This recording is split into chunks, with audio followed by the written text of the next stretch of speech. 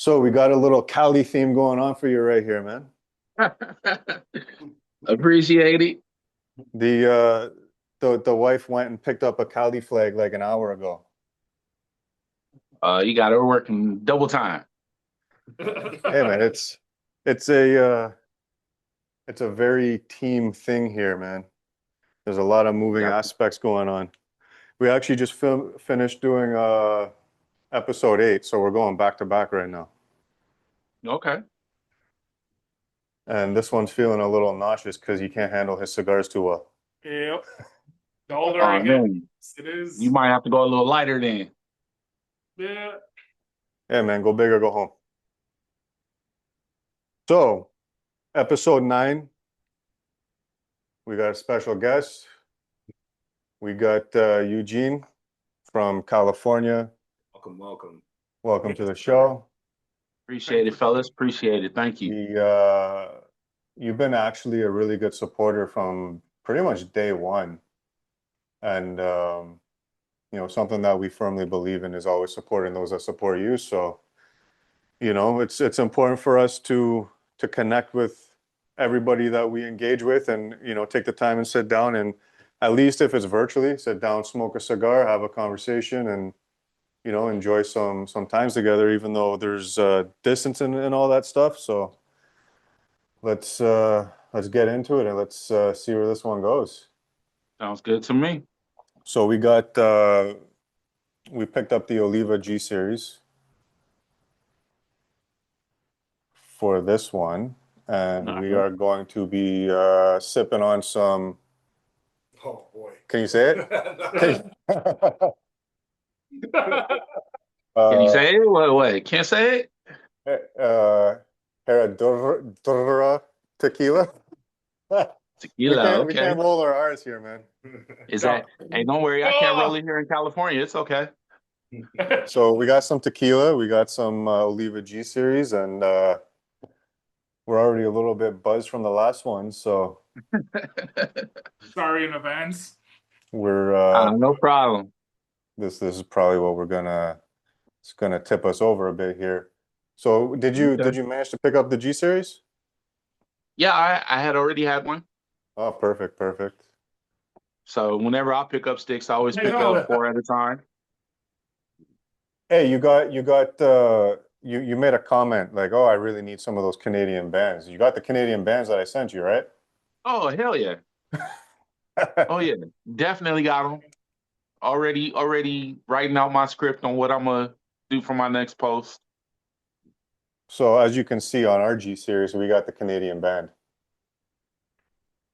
I hate it. I That don't get it. that Comparison just is a joke. I just don't understand it. That So what essentially what it is up here is oh sweet, we got the real band underneath. Check this out. Underneath, it's there, but they got to cover it up with a plain packaging, just so it doesn't look appealing to underage. underage children and stuff. Yeah, exactly. But like so they do the whole plain packaging law with tobacco. So cigarette packs, cigars, even like up here, weed is legal like all across the country. All their packaging has to look the same. Their case is they don't want it to look appealing to minors, but you legally can't bring a minor into a cigar store. So how does that make sense? Not at all. And from a business standpoint, I can understand why there's a lot of companies that don't try to come up into the Canadian market because I can imagine, like to wrap a band around a cigar, that's human labor, right? Exactly. So now you're doubling up the band, so you're doubling up your labor. I just can't see it being cost effective to get into the Canadian market, which is honestly probably not as big as in the United States. So for me as a business person, I'd be like, yeah, it's not worth it. But that's the reasoning behind the bans. But then Yeah, you go I see them just so wasting more money. Yeah, of course. And then so you go to here we have a LCBO store, which is essentially it's a government-owned liquor store. So all the liquor in there, all the beer and everything in there, they got their cans, they got their bottles with their nice packaging and all that stuff. So that's allowed. You can bring children into the liquor store, but you can't have a cigar band. It just makes no logic. right? And then on top of that, like the sleeve is only like a little bit of the actual cigar. It's not covering the whole thing, so everybody's gonna know it's a cigar regardless. So, If they're gonna smoke, they're gonna smoke. right? I had a question. I It- see you it's- light that with a match. Ah, You find a difference with lighting with a match over flame lighter? I'm sorry, say that again. I see you light yours with a match. Do you find a difference, or you have a preference with lighting with a match? Oh, I used to be a person that was always on the go, go, go, go. So by lighting it with a match, it actually allows me to slow down. mm, It's all about patience for me. That's originally what got me into cigars. I had no patience as a kid. I had no patience in my 20s, and I needed to learn patience again before I do something real stupid. So I hear you. cigars and matches is honestly, it's my best way of lighting. Every now and then I'll use the torch because I do have my impatient moments, but Yeah, matches is definitely it. but nothing to do with the flavor of it. Say that again? Nothing to do with like with the flavor, regarding the flavor of Nah. There's no flavor. I mean, these matches that I have, they're not flavored or anything. They don't have any type of scent or nothing. I'm only asking because someone left a comment and they basically said that we're ruining the flavor of the cigar by lighting it with a torch. Nah, not really. See, it's all about the only way you can really ruin a cigar with a torch is if you have it too close, because technically it's just the heat that's supposed to light it up. A lot of people light them up so close to them that they start to burn it too quickly. Now, if you just pull it back a little bit and allow the heat to just take flame, Yeah. you'll get that nice even burn all the way around. Okay. That's the only way you can really ruin it. But it's all about what you have a taste for. Some people can't even taste the fact that they burnt it a little bit, and some people was like, "Oh my God, the scar is even better now." so how long I have you could been care smoking less what cigars people for? say. I'm sorry. How long you been smoking cigars for? Uh, I am 47, so since I was 22. Nice. That's quite the journey. I've only not even a year. I've been probably 10 years on and off. I wouldn't say consistently. What about you? Yeah, I can tell you've been on and off. Yeah. You know what I mean? Or like on and off, like I'd probably smoke like once a week and then like I'll kind of fall off for a little bit and then something will pique my interest and then I'll come back. It depends on the vibe and the situation and how much time you actually got. That's true. You know, you do need to find that quiet time where you can enjoy the cigar. It's not like a cigarette where you're just quick and gone 5 minutes, or not even. With cigarettes, you hardly even finish them. You so damn done with that and throw it True. out to the next, popping another one. Sometimes you only get like halfway. All right, so we got a year, we got 10 years off and on, and then what about you, brother? Like, what was it, like 3 months? 4 months? 3 months? Ah, Wait a minute. Is this the guy with the bow tie? Yeah, this is the bow tie. Okay, that's Mr. Bow Tie right there. Okay. Yeah. Uh-huh. Humidor looking a little light, but you know, No, yeah. I gotta you read, but I dress clean want though. to empty it out and then I'm gonna fill it back up. It don't matter. You dress clean though. That's it. Uh-huh. I'm in the comfies today. Hey, that's what's So- up. So like essentially how all this started is I got wasted in Mexico and I bought a cigar because I seen a cigar in someone's hand. So I was like, I want to smoke a cigar. And I brought it back and I did a post about it. I guarantee you I paid way too much for that cigar because I found out it's just like a local thing. Mhm. And I smoked it on Christmas. It was all right. So I went and tried a couple more cigars. I was on a mission to find Escobars actually. And then I smoked one cigar and I got that cigar sickness because I didn't eat. So I was kind of like half and half turned off. but I was like, I want to at least try an Escobar first because I've always wanted to try it. And we came across Cigar Chief, ordered them up, tried the Habano, loved it. So I started smoking cigars with the wife. Our conversations were pretty ridiculous. So I was like, yeah, this would be a cool podcast idea. So, I pitched it to these guys and I was like, hey, man, I got this idea. And they were just like, yeah, we're down. So essentially, we really started smoking cigars at the same time. Okay. So it's only really been like hard going at it for like what, 3, 4 months? Yeah. So essentially, when we started this is when we pretty much started getting into the cigars like heavy. That's It's nice. and you know what? It's like you were saying, you slow your pace down, calm down. For me, and it's funny because we were just talking about this in the previous episode, is like, could you give up cigar smoking? No, And exactly. Would you be able to give it up if you had to? hell no. I'm sorry. Can I say hell? Yeah, You, yeah, you Heck good. no. you say, hey, Heck the no. one thing with us, you say whatever the fuck you want to say, Yeah, we man. don't give a shit. We're good. Okay. The whole purpose of this is for you to be you.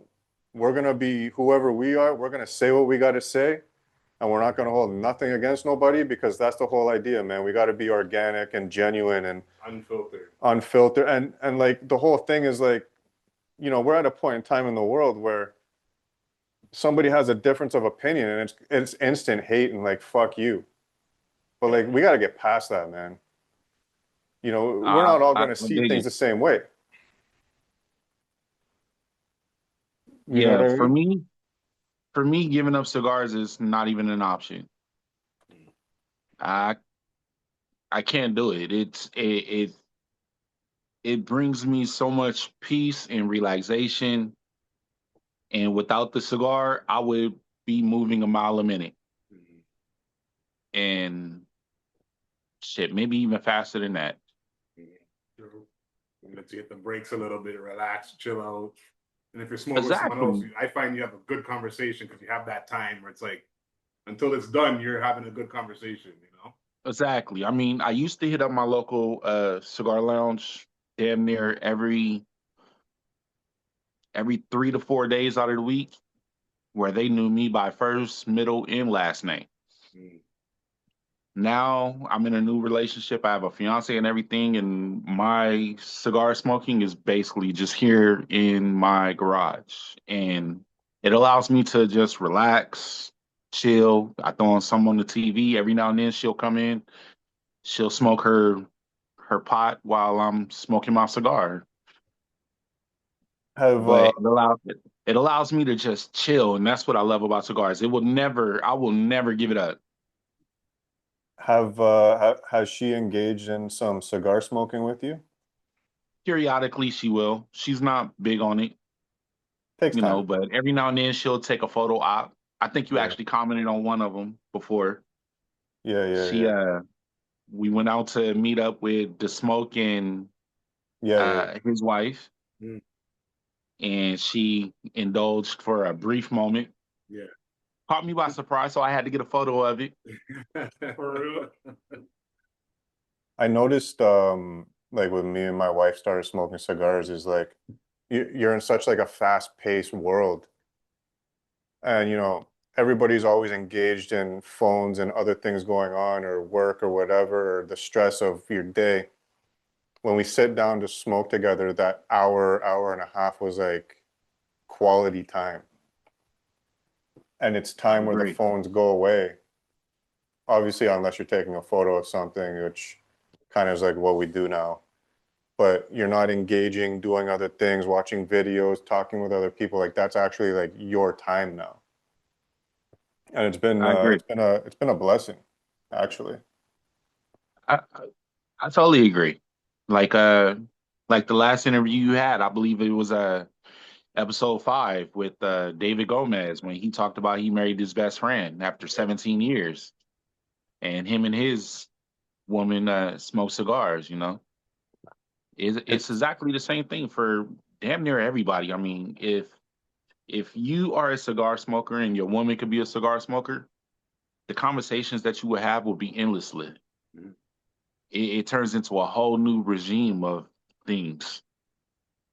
It does. Like even like when you smoke with a vet, like have you noticed a difference in your conversations from what they were to what they are when you smoke a cigar? Yeah, 100%.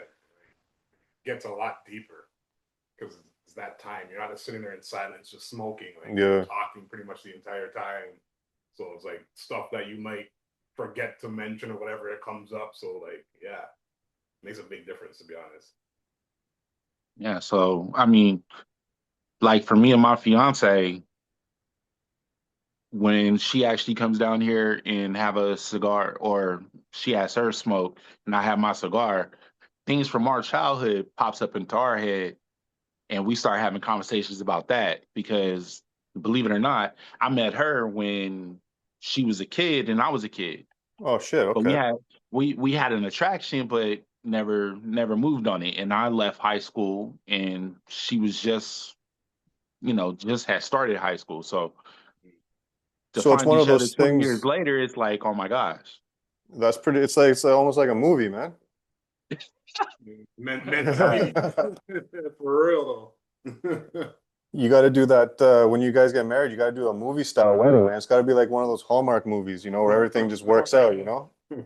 Hey, we're going straight to Vegas and doing it nice and easy. Proper. Well, okay, you're going to Vegas. Yeah, Vegas, nice and easy. A little overnighter.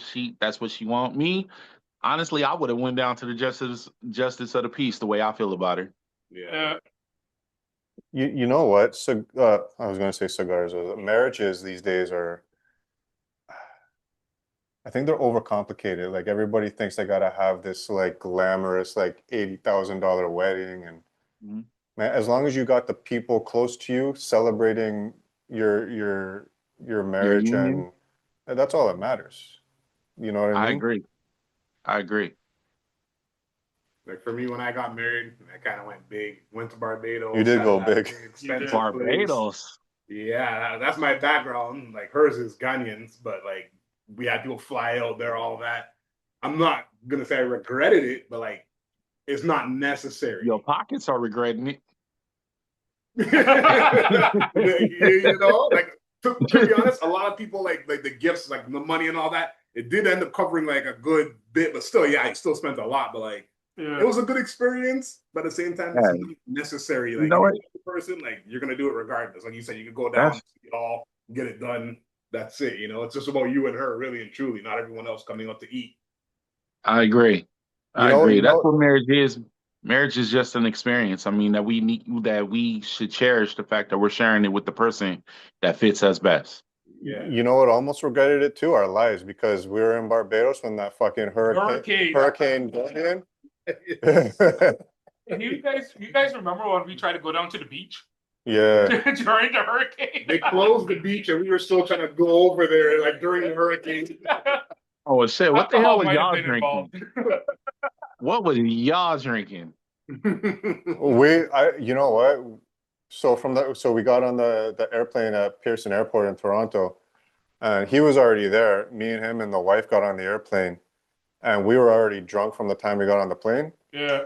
To the time we came back on the plane, we were drunk 24/7. Like it was just nonsense, man. I had a bottle that I bought from the duty free. What was it? Black. Mm. And I like cradled it the whole night. That was pretty good. It was an experience, that's for sure. Hey, The you best made it part was happen, like, Captain. Was You that? did what you had to do. You made it happen. That's right, man. Experiences. That's why I said I don't regret it. Yeah, the money you spent, but I don't regret it. mhm. Not necessary, but I don't regret it. Okay. No, it was still fun times. I Yeah. almost took a car off a bridge. Was in that car. Took on a tree almost. But that's vacation life right there. Mhm. Yes, it is. At the end of the day, we all survived and we got stories to tell, right? Yeah. Yes. I think we need more wood. Need more. So, hey, have you seen this thing that I've been doing photos of and stuff like that, the smoke pub? No, I haven't came across that. Wait a minute. Is that the Right, for right. the smoking drink? Yeah. So Use it. Yes, I have. it's actually pretty cool, man. They give you a bunch of different wood chips. You got like Okay. cherry, hickory, and stuff like that, and Oh, that's good. you just load it up and you push the button and it infuses the drink with some smoke and stuff, and So it's automatic. it's automatic. It's very It's not simple. it's not like mine where I gotta load it up and use the lighter or Yeah, the see? torch, burn my fingertips. Yeah, this is pretty dope. Yeah, bro. It works. Okay. And you More of guys are like using it on tequila? Yeah. A why smoking not? tequila? You know what we still haven't done yet is try the smoke in the wine. I'm gonna try that. Hey, you had me fooled. You know what she likes to do? She likes to put the whiskey in the wine and make it look like it's wine. Okay. Whatever the reason is for that. I guess she feels more elegant drinking whiskey straight from a wine glass. Hey, believe it or not, a lot of people are like that. What made you first like start smoking cigars? My grandfather. So I'm half black, half Italian, and I grew up in Chicago. Uh, Okay. so my grandparents lived one block away from each other, and my Italian side really didn't want too much to do with me since I was, mixed. But every now and then I would go around the block, and my grandfather would be sitting on the porch. He was sitting on the porch, and he allowed me to get on the porch one day. And I guess that's when he started, we was gonna see if we could have a relationship. So I'm maybe 11 years old. Yeah, about 11 or 12. And I'm looking at him having a cigar, nice, good cigar. And I asked him, can I try it? He was like, are you sure you want to try it? And I was like, yeah, I want to try it. So he gave it to me, and I took the biggest hit ever, and I Nice. thought I was dying. He, Nice.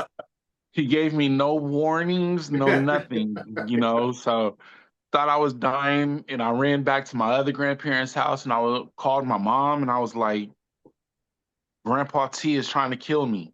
He doesn't love me. He doesn't like me. You know, he doesn't want anything to do with me because you made me the way I am. All that kind of shit.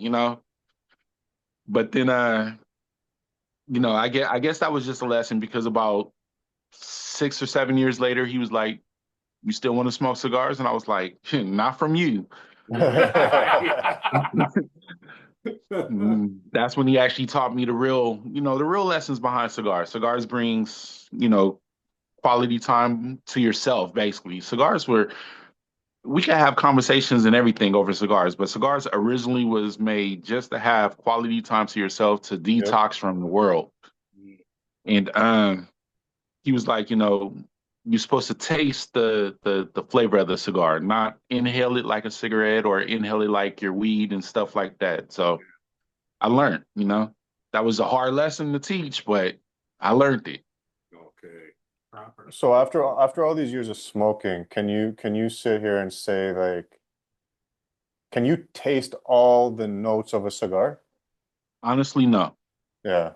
Thank It's you. not like when I first started. When I first started, I was able to taste a lot of different notes. I was able to taste the leather, the oak, or the cherry wood and stuff like that. Coffee, supposedly. Now, no. I've been smoking for so long that damn near every cigar almost tastes the same. So what I look for now is basically the smoke. Yeah. I look for what kind of smoke comes out. When I initially burn it, is it going to burn all the way through, all the way around? Is the smoke clear, or is it, you know, uh, grayish, Yeah. which means that it might be burning a little too quickly? Every I've now and then, I might be able to taste something new in a cigar, but honestly, I've been smoking for so long, I can't honestly tell the difference between a lot of them. I've um I've noticed that with the coloration of the ash, sometimes you get like that white ash, sometimes you get that like brown, like burnt ash. Yeah, And I guess that's a testament to how hot it's burning. exactly. So Like, when it's When it's lighter, it's a light burn. Yeah. But when it gets dark, it's actually burning a little too quickly, and it might be due to humidification. You know, Okay, okay.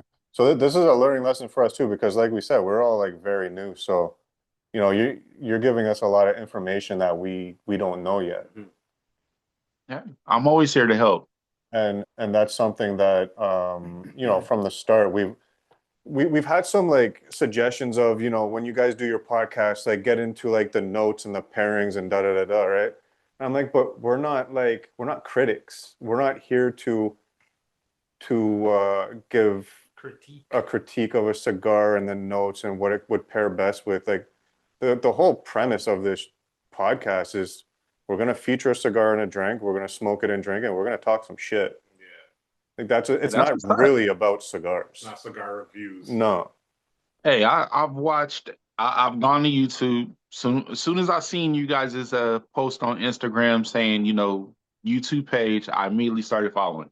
So I've followed you guys ever since then, and I agree. Stick to what y'all do.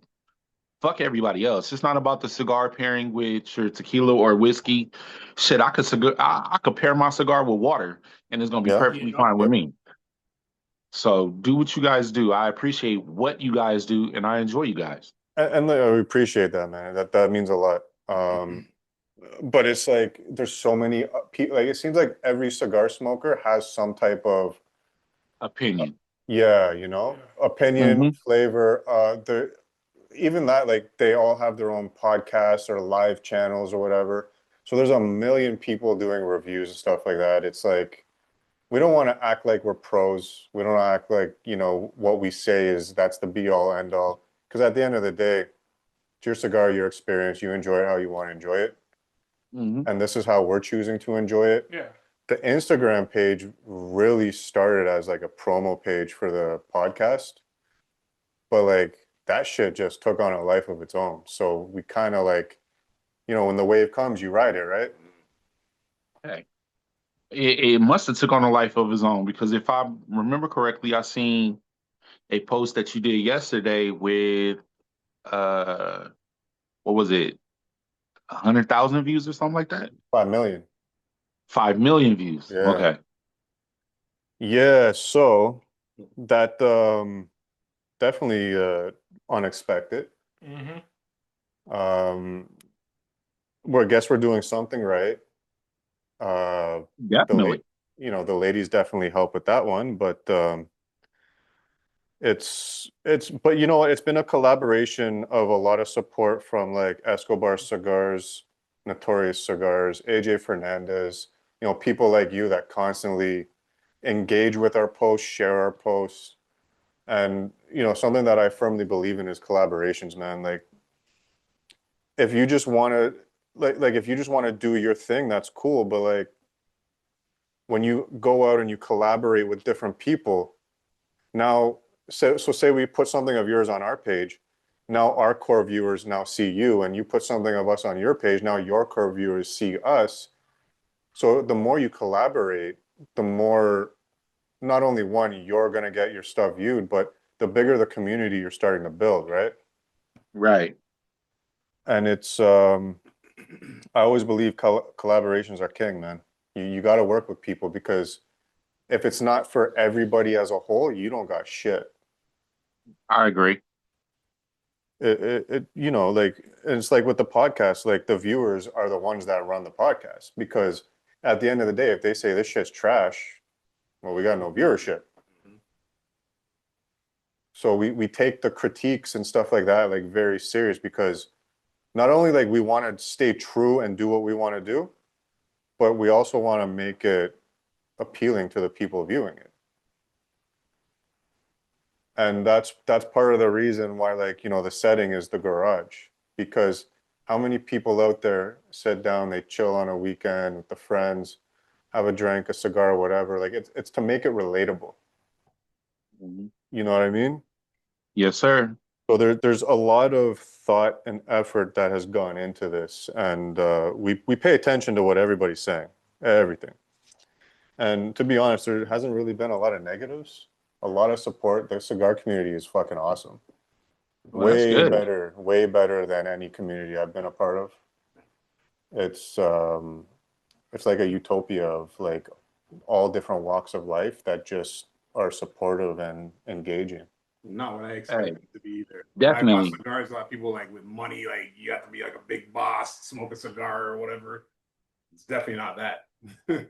It definitely isn't because I've gone to a cigar lounge in San Jose, California. It's about an hour and a half away from me, called LG, and this is a ritzy area, but they dress just like me. I've had conversation with millionaires and didn't even realize they were millionaires or big wigs of Google and stuff and Yep. YouTube, and had no idea. But the insight that they gave me, lived with me. It helped me in my journey, and what little insight I gave them probably helped them. I don't know, but you have no idea the people you come across just over something simple as a cigar. Yeah. And that's actually why I joined Instagram. It was just to meet other cigar smokers and see what they was doing. I didn't realize how big the cigar community was on there, man. It's small, but it's huge. Yeah, I agree. I agree. I was on Facebook first, as far as cigar smoking and stuff, and joined a few groups on there. And then later I came over to Instagram. So, It's and it's actually bigger on Instagram. it's yeah, it's pretty big, man. And you know what I appreciate about it is that, like we've been told like up here there's not many people doing what we're doing up here. And even though like you look at our name, Cigar Talk Toronto, so even though it's associated with a city, we got so many people in America that are like, yeah, like we love you guys. So like Mhm. it just shows that there really is no boundaries and borderlines to the support, you know what I mean? Hey, that's true. And you know why? It's because you guys are in a different city. Shit, you're in a different country. We want to know what's going on out there. Same way you guys want to know what's going on out here. Yeah. Shit, I We have definitely want to know what's going on in Canada. don't get it started there. Nah, I'd Don't get rather it. not. Okay, so you want to know what's going on in Canada? All right, check this one. So just like a week, and I think I sent this to you a week or two ago. There's like this little like country-ish town called Lindsay. A guy broke into somebody's apartment at 3 a.m. with a crossbow. The homeowner grabbed a knife, stabbed him, probably multiple times. So the guy that broke in got charged with whatever he got charged with. He's sitting in the hospital. The homeowner got charged with aggravated assault. For defending himself. For defending his property, his throne. Yeah. Yeah. That's the type of shit going on in Canada. So up here, we don't have castle law up here. So we're part of what's called a Commonwealth country, and all this land is considered the Queen's land. The Queensland. Yeah. Yeah. Like, Wait a minute, do you like, guys have a king and queen out there? No, we Y'all don't don't. have a king and queen out there, right?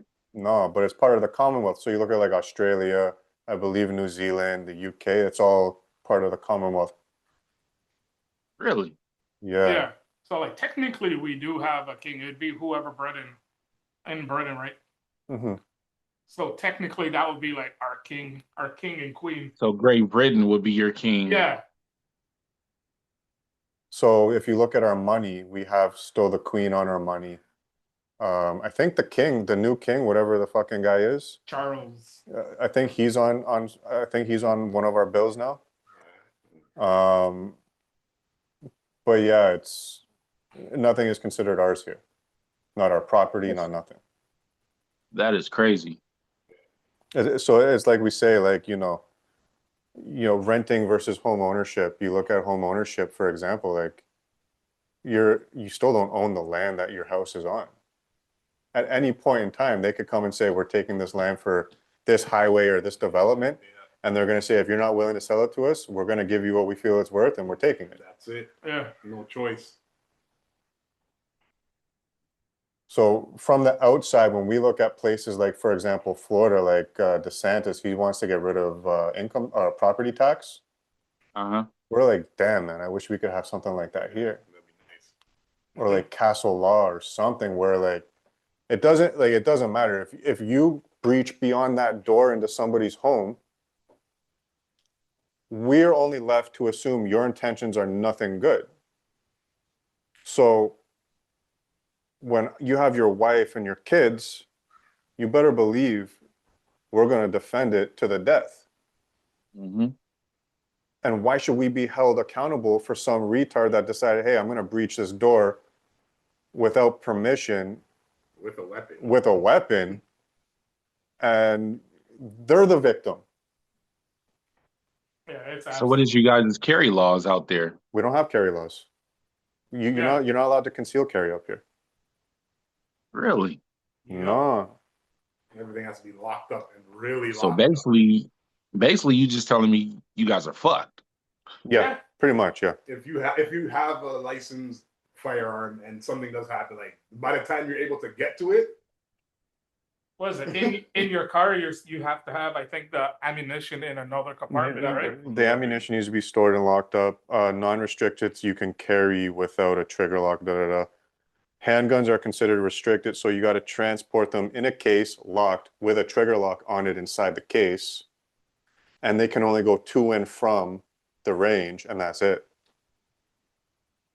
Wow. There's again, like I have two safes here, and everything has to be locked up accordingly because they come and inspect, and at any point in time they could call you, hey, we're going to come and inspect your setup, make sure everything's stored properly, and everything is good to They go. call you Yeah. to come and check your stuff out in your house?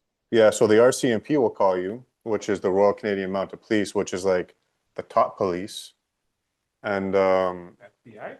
FBI? no, CSIS would be like the FBI. Yeah. And at any point in time, they could call you. I haven't had it happen, but I've heard they're pretty easy going with it. Like they're not, I'm showing up, you better be there. They'll work with you on a day and time they can come, but there are cases where they do come and inspect. So Wow. it's very restricted up here. And then we have our magazines. So say for example, like an SKS, which is a semi-auto centerfire 762 by 39 round. The magazines, even though let's say they have a 20 round capacity, they have to be pinned to 5 so that you can't carry more than 5 rounds in that magazine. So what they do is they rivet into the magazine, and it stops you from putting more than 5 rounds in it. It's crazy, That man. is crazy. And a lot of people don't know this. Do you want to know why they don't know this? Because up here they censor the media so that the rest of the world can't see what's going on. Yeah, they definitely censoring.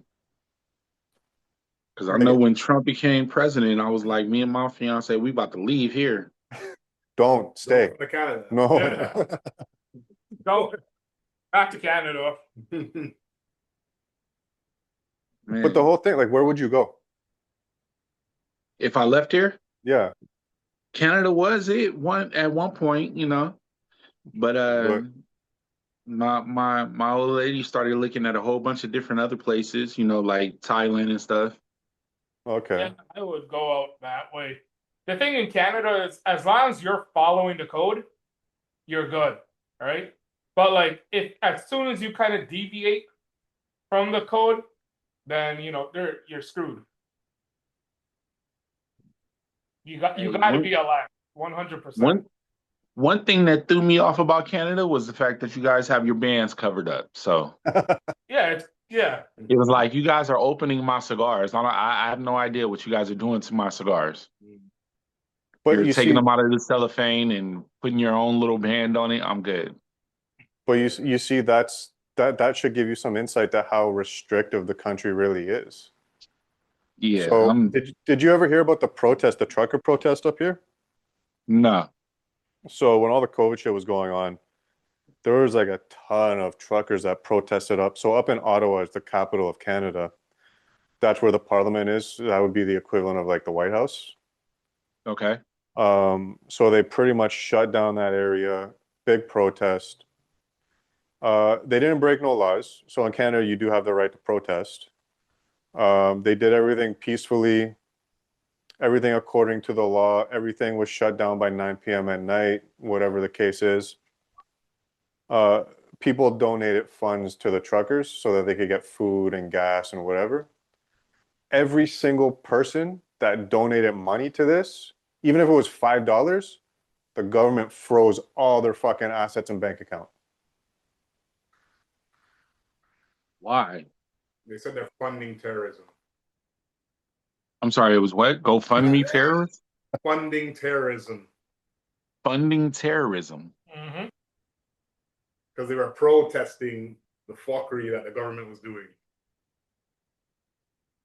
Jesus Christ. Yeah, don't come up here. That's That's I'm the not- whole. hey, coming to retire and relax and just be go to like the cottage or whatever. All right, then cool, but like Yeah. Yeah, the only way I'll come is just to visit you guys and be out in 2 days. That's it. Get in and get out. That's it, man. Yeah. It's a nice place to visit. A lot of shit to do. Yeah. Right? 100%. You'll have a good time. Yeah. But it's when you start getting into the nitty gritty of life in Canada, right, is when you start to see the big cracks. Crazy restrictive.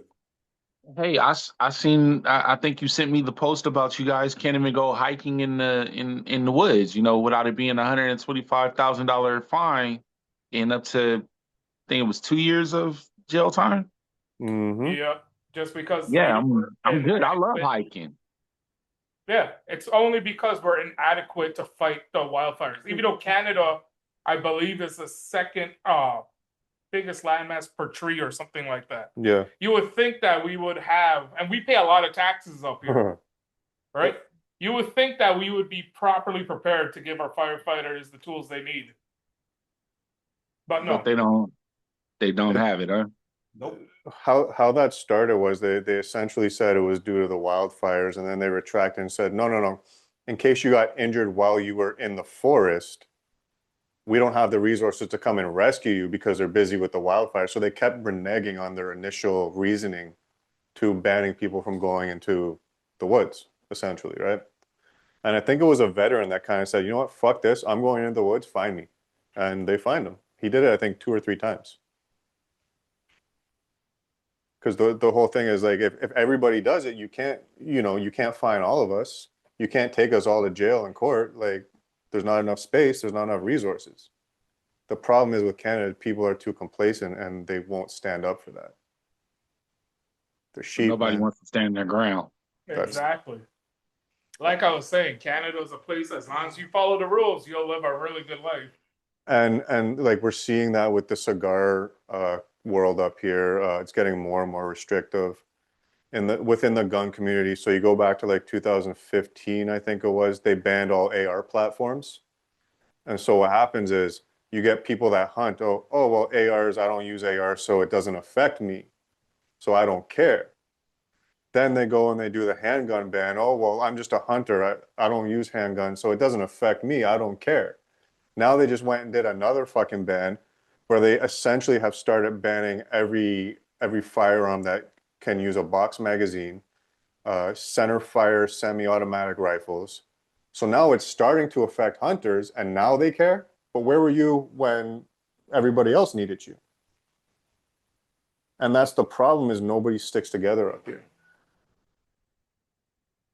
And I think that's a bad human trait, and a lot of people have this, is they don't care about shit till it personally affects them. Now all of a sudden they care. Yeah, it's too late. That's true. Yep. That's around the world. And it's unfortunate because as humans, we should be standing up for humans. Right is right and wrong is wrong. And nobody cares until it happens to them. I agree. I so agree on that one.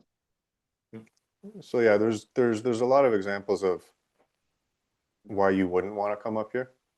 It's a beautiful country. Canadian people are awesome. Hey, all I need is 2 or 3 days and I'm good. Yeah. I think you would get stressed out from the traffic in the city. Yeah, you guys aren't prepared.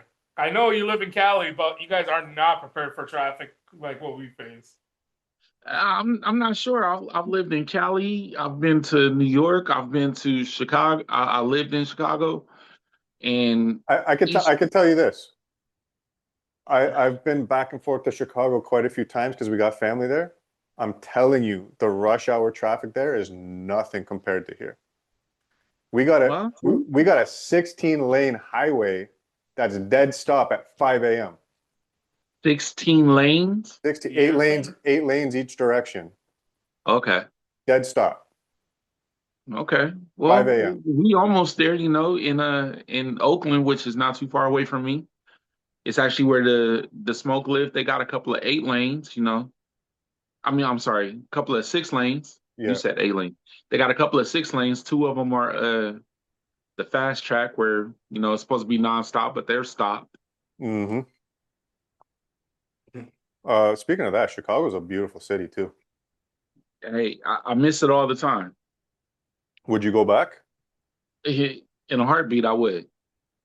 We My fiance is from here though. She's from California. okay. So even the cold, you would go back to the cold? I would. I don't mind the snow. Really? I'm Yeah. trying to escape the snow. Let's trade, brother. Don't worry about everything we just said. Canada's beautiful. Let's just trade. Hey, I I prefer the cold over the heat, to be honest. So how long did you live in Chicago for? I was born there. I stayed there until I was about 9. Then my mom got sick and she moved out to California the first time. And when the 1989 earthquake hit,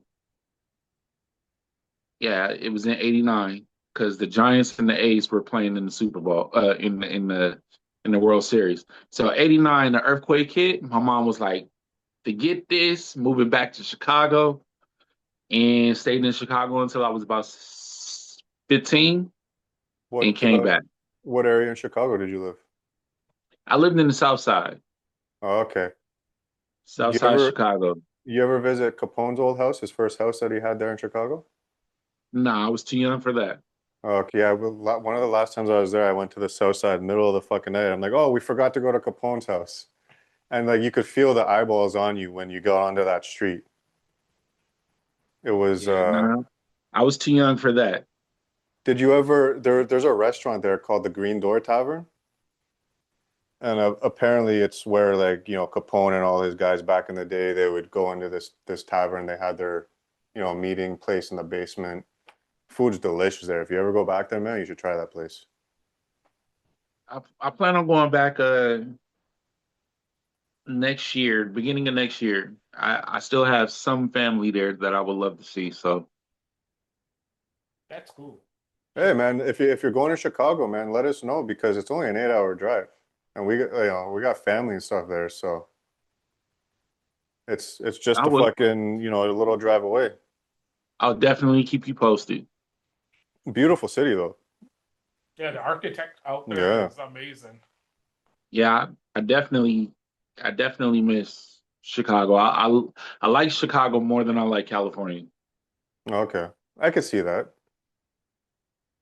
to a degree, Yeah, the only thing California I like is the weather. but you're more up So on the north end, right? I am yes, I am in Northern California, which is the suburbia area, Antioch, Pittsburgh, and the weather here is hot.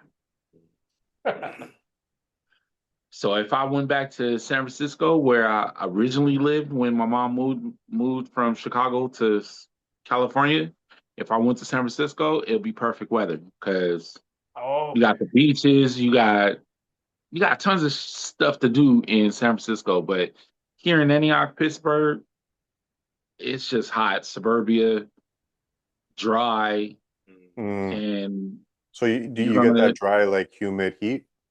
yeah, Yeah, that's the worst. that is pretty bad. That's the worst type of heat to have. you're constantly running your AC, and even when you run your AC, it still ain't cooling off enough. Hmm.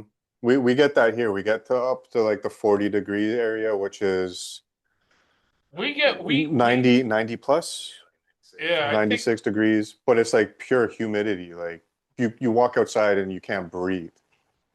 Um, So that's like that Louisiana, Texas heat. Yeah. Yeah, it's not enjoyable. And then like just the past week, it's dropped down to like 15 degrees. So like just like a switch, it went from like 30, 35 to 15. So what would that be for you? That'd be like 20s in the 20 Fahrenheit, 20, No, 30. 15 would be like what, 40? Yeah. Somewhere around there? So yeah, it went like from like in the high 80s to low 90s down to like 40s. Yeah. Oh, damn. Like literally the episode we did before this, we had sweaters on because it was chilly. Because it So was chilly. it was chilly. We're getting ready for that winter Is that why my man over there still got a sweater on? Yeah. So the mornings are cold here now, man. It's at the point you turn the ACs off, you don't have to turn the heat on. But like it's almost to that heat point. Yeah. Okay. Enough of the fan. I'm low. Yeah. So question, which one of you guys celebrated the anniversary? Congratulations. Thank you. Yeah, 6 years in now. 6 years. Okay. Yeah. You're almost to that 7-year itch. Yeah, I guess. Hey, it's an old superstition thing. You know, they used to say 7 years is when you will actually learn your person to find out if you want to step out or not. So I don't believe in it, but you know, Yeah, that ain't bullshit. 7 year itch. I think you know within the first year of living together, like Yeah, when you live together, Yeah. you really will find out. Hey, true. You know, I'm coming off of a 23-year previous marriage. oh shit. Holy crap. So that one was just all bad.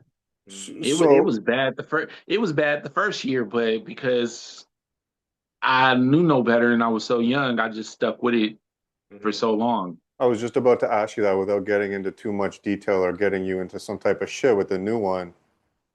What made you stick around for 23 years? I have 3 kids. Okay. Well, I married that person. She had 2 kids already, and she gave me one. So because she gave me one, and the other two addressed me as their father, I just stayed. You know, I did what I thought was the right thing to do.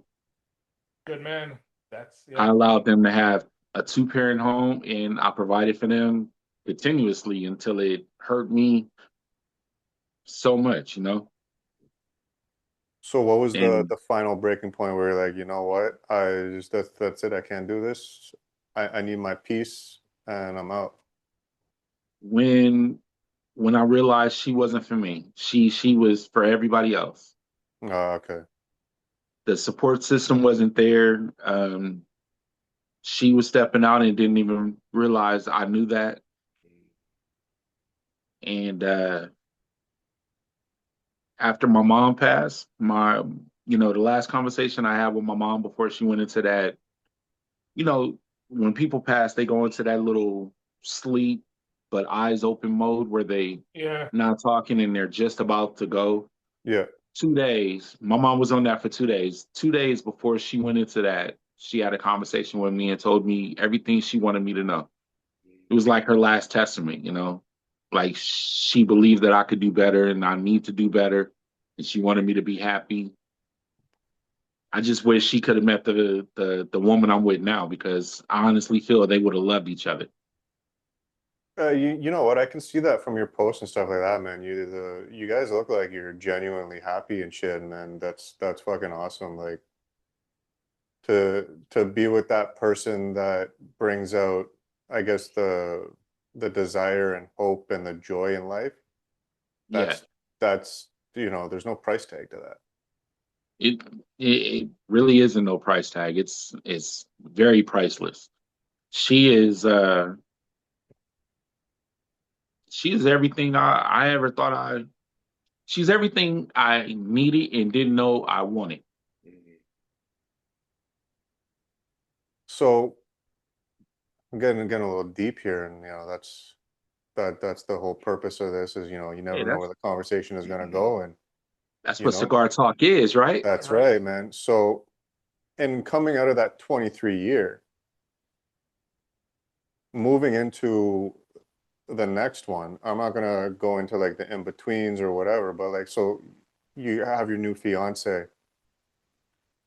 As a person and as like a man, how do you disregard all the bullshit that happened and start fresh and say, you know what? Everything that this person did to me is just reflective of that one individual. And how do you just like, because some people subconsciously hold previous accounts against new people. So how do you Mhm. move past and say you're you and this is our new thing is our new thing, and whatever happened before with you or me is irrelevant? How do you forget all that? Honestly, you can't. And if you can, if somebody tells you they can, they're lying.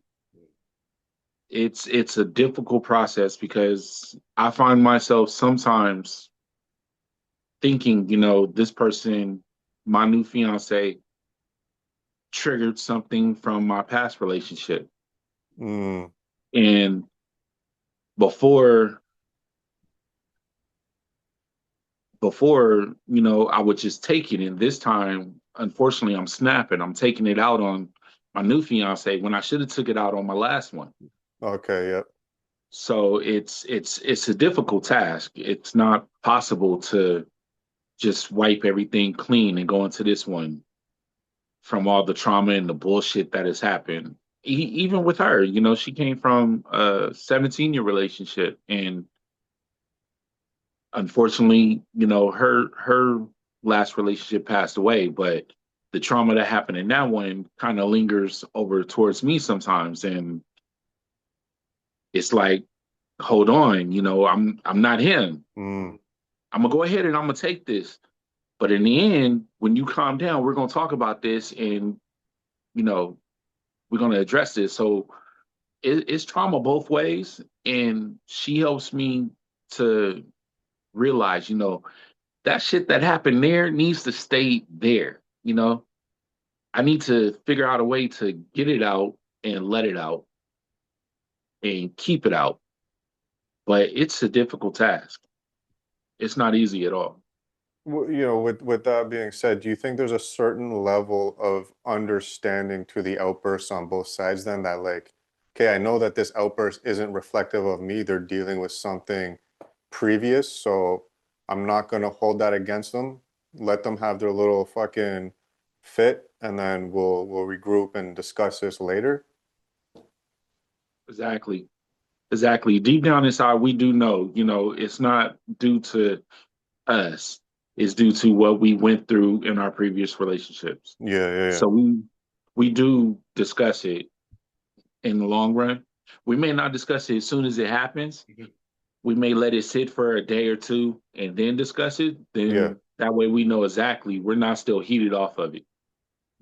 Well, You have to reflect a little bit and take time and sit down and separate. Then come to realization is not Yeah. you two together. It's whatever triggered from before. So but as long that, as you can do that. Major key alert. but like we got a lot of big things in the works, and uh we definitely got to get prepared for that, and it's some exciting things coming up, man. That's what's up. Hey, I'm proud of each one of you guys. I haven't quite seen my man in the middle too many posts, but from you other two, I'm proud of you guys. You guys are doing well. Appreciate that, I man. look forward to I look forward to seeing you guys' journey. We and you know what? Part of our journey, we want to carry everybody with us, right? Because there's a specific set of people. Not to say that not everybody is important to the journey. I'm sure that it'll get twisted in some way. But there's a specific set from like day one that have been supporting, sharing, and everything, and you're one of those people. And that's why in doing these guest spots, you were one of the first ones that are like, okay, we got to get this guy on here. We got a list of like who we want to work with, who we want to have on, who we want to like highlight, because it's not just about us. Our journey is your journey, right? Right. So we're learning from you, and you're also seeing an example of something that's working and how you could translate that into your page and stuff like that. And I think it's important to build everybody up. You know what I mean? If one person gets here, you throw that ladder down so the next one can come up, right? Yes, sir. Instead of pulling the ladder up with you. Yep. But it's been fun, man. Like it's been surprisingly fun. And I'm not a people person. Like I'm really not a people person. Neither am I. And it's even like, for example, the conversations we're having, you're talking about your past marriages and shit. Like that's deep shit that you probably wouldn't share with just the average person. Nah, I wouldn't. And I actually feel comfortable talking to you guys. So the fact that that even came out is very surprisingly. Thanks. But that's what this is about, man, is you don't know where the conversation is going to go. And that's one of the importance of this, is that it has to be totally organic. Otherwise, it's not real. Yeah. I agree. Like, we known each other like for how long? 16 plus years? Yeah. Like, right? This is just us on a regular basis. We don't need to like put a image out there of us or anything like that. That's what makes, I think, what gives our podcast a good vibe.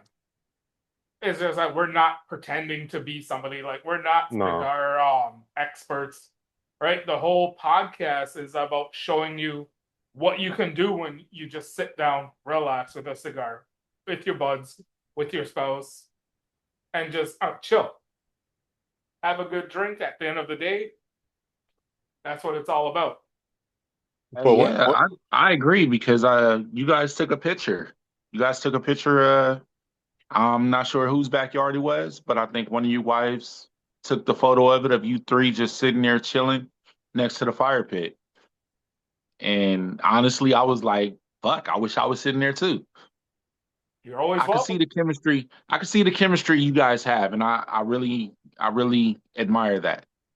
well, you know what, man?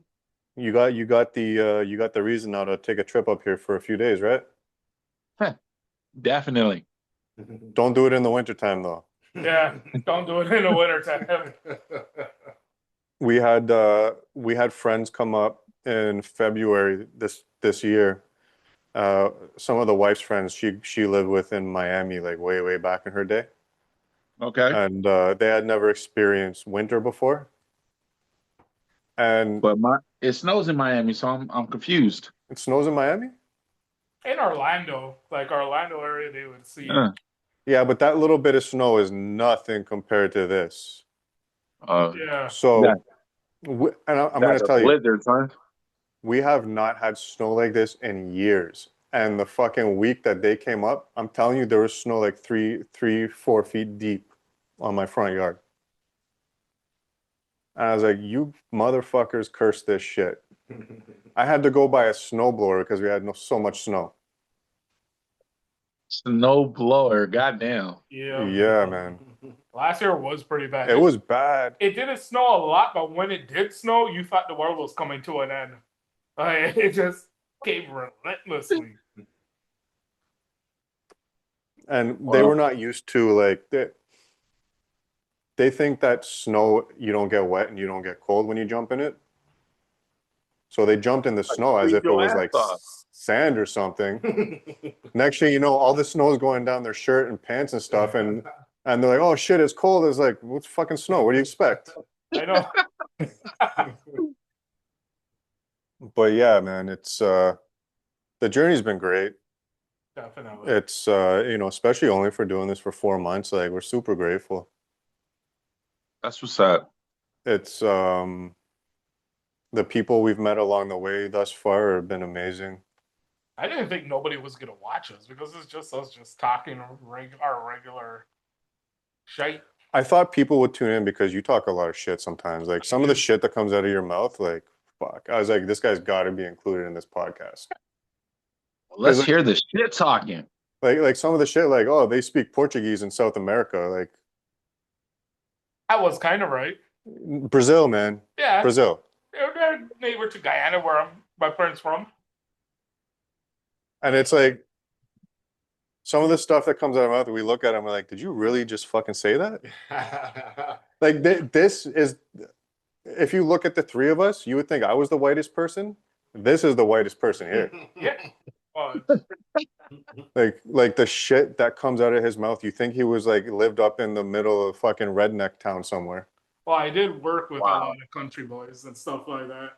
Right. They kind of rub Country off on boys. you. Country boys in Canada.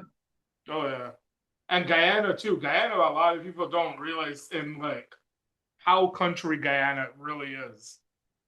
Like I have uncles that would come up to Canada just to buy like Staten hats and stuff like that because we have a cattle ranch back home. So like they all listen to like John Wayne and country music if it's not like chutney music or something like that. It's just pretty much how I was brought up. Okay. Yeah. Like these two watched Dukes of Hazzard growing up. I never seen an episode of that in my life. Yo, Daisy No, Duke. with the Confederate flag. I never seen an episode of that shit. Man. You know. You know. Over there watching it and not knowing what the Confederate flag was at the time. Yeah, for real. No idea. Oh, that car looks cool. I want that Charger. Let's go. I remember, boy, I used to think I want that car. Actually, I think it's in the episode coming out tomorrow. This one's like, I would buy the fucking what was it, the Challenger? Yeah, Charger? I would buy that Charger. I would buy the Charger even with the Confederate flag and still drive around like that. You imagine? Everybody wanted that car, and everybody wanted a chick like Daisy. That, Yeah. that The picture was Daisy Duke. Daisy. Actually named after her. Daisy Dukes. Matter of fact, that's how they came up with them shorts. Yeah, Mhm. exactly. Named after her. Yep.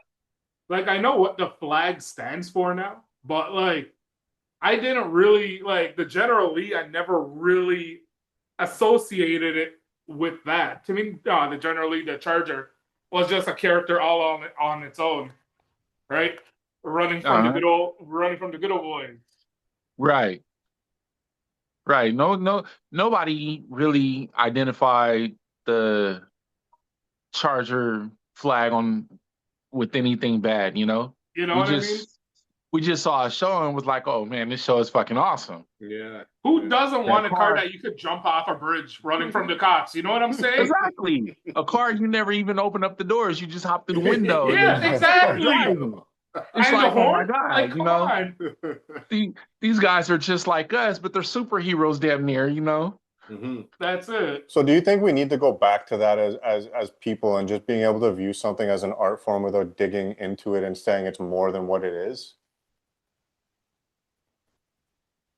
Actually, I think we do. You know, back in that time, them days were a lot simpler. Right now, everybody's got too many opinions about too much stuff. And I people who doesn't have to share their opinions need to shut up. Exactly. I mean, opinions are not always needed if it's Right. not for No. the good. If it's not for the good, why do you have to share your opinion? Right. I was on I made a comment on the Smokes post once, just being funny, you know, because they have their camera set up and everything, but everything was backwards and I just made a comment just saying, you know, why is your sign backwards? Just being funny. And one of his followers decided, you know, to say something that just wasn't even necessary. Mhm. And it was like, okay, but I'm not gonna let that affect me all that much because the Smoke knows who I am. He knows I'm just being funny. Yeah. This person that made their comment, she really didn't need to make the comment that she made, and it was like really uncalled for. I kind of got in my feelings for about an hour or so, and then I had to text him on the side and be like, "Hey, yo, look, your person made me feel this way because I'm their hype man. Whenever they have somebody on their show, they have me do their little promos. It was like if you ever had this person on their show, I don't know if I could do the promo for you, but you know, me being the person that I am, I'm gonna go ahead and do the promo anyway. But the comment was just not necessary, you know. Negativity is not necessary. We have too much negativity in this world already, just being who we are. Exactly. But why is somebody getting offended by the truth? And it's funny because I sent them a message about that too. I was like, hey, when you do your thing, just flip it because everything is backwards. Right. Just And so why do people get offended by something that is, number one, just innocent and constructive criticism? Mhm. You know what I mean? To exactly. spin it into something negative. That's what I told him. I said, you know, all you got to do is just flip the sign the other way, Yeah. and it'll look backwards to you, but it'll look straight to us, and then everybody will get the bigger picture of But what every of your whole surrounding. you know what I think the thing is when they film it from a face view. So when you do the face view, it flips. Hmm. Oh, So if you go back and just mirror the image or switch the camera view, it'll be the proper view. And it's one of those things like, you know, even like with us, like if someone were to critique us in a public setting, like, yeah, we appreciate it, right? And I'm sure he appreciated it, but it's always that one person. And you know what I think the negative thing is trying to put the spotlight on them. Probably, you know, I really don't care. The spotlight thing ain't really for me. That's why my whole news saying is, you know, like it, follow it or not. I'm retiring anyway. I'm retiring from what people care about, you know. I'm just yeah. gonna do me. Mhm. Yep. You know, I have 250 some followers. I'm good with that. If I get more, I get more. If I get less, I get less. It don't matter anymore. I I'm respect retiring. it. I'm doing what I love. I'm doing what brings me peace and stuff. So my little videos and stuff, I write them out and it brings me peace. It makes me feel good when I do them. Mhm. There was a video you did um not too long back, like maybe a couple weeks ago, with like I think it was the coffee beans and stuff, and that video Hmm. was fucking dope, man. I think like you definitely have like if you were here, I would be saying you need to be like our fucking our producer or some shit, man, because you got a vision for that stuff that not many people have. Like you took something that's nothing and made it something. Hey, And I that try every time. but as long as you're just staying true to yourself and doing what and you're not compromising yourself, that's what's gonna start to put you a bit further, you know what I mean? I appreciate it. And I'm definitely trying to stay true to myself. And And I'm not gonna lie, you guys are definitely keeping me grounded to myself because I watch you guys. I definitely watch you all the time. So no, that's the that's things the that you guys are doing and that's the posts awesome to that you hear. put out there are keeping me where I need to be. But like there was something that I forget who it was. They said like they won't even go and read the comments because it'll just incite them to engage with the negatives and they don't want I forget who it was. That's not Joe Rogan. Probably was Joe Rogan. Because Joe Rogan always says he never looks at the comment section. You gotta ignore it, right? But Joe sometimes in the Rogan? comment sections, you get like good critiques. I'd be like, hey, you know what? Maybe if I do try it this way, it might be better. Yeah. Well, it's trial and error, right? Yes, it is. That's what life is, trial and error. That's why we like on the Instagram, we try to pump out so much stuff because and like this has happened so many fucking times over. You think something like, oh, that photo, like that's gonna be the photo, and then you look at the numbers and you're like, it didn't do shit. And then you look at something as simple as a vet's hand holding a fucking cigar, and you get fucking, 400,000 views. Right. And you're like, huh? Mhm. Okay, well, the internet will decide what's hot and what's not. Pretty That's why much. you just got to put it all out there. Right. It's that what they say, algorithm. Yeah. You Algorithm. gotta, you gotta ride Yeah. that algorithm wave. I don't But even care about the algorithm anymore. I'm just doing what I like to do. you know I what I've do what noticed with I do with what I like yeah, in the yeah. hope that you guys may like it.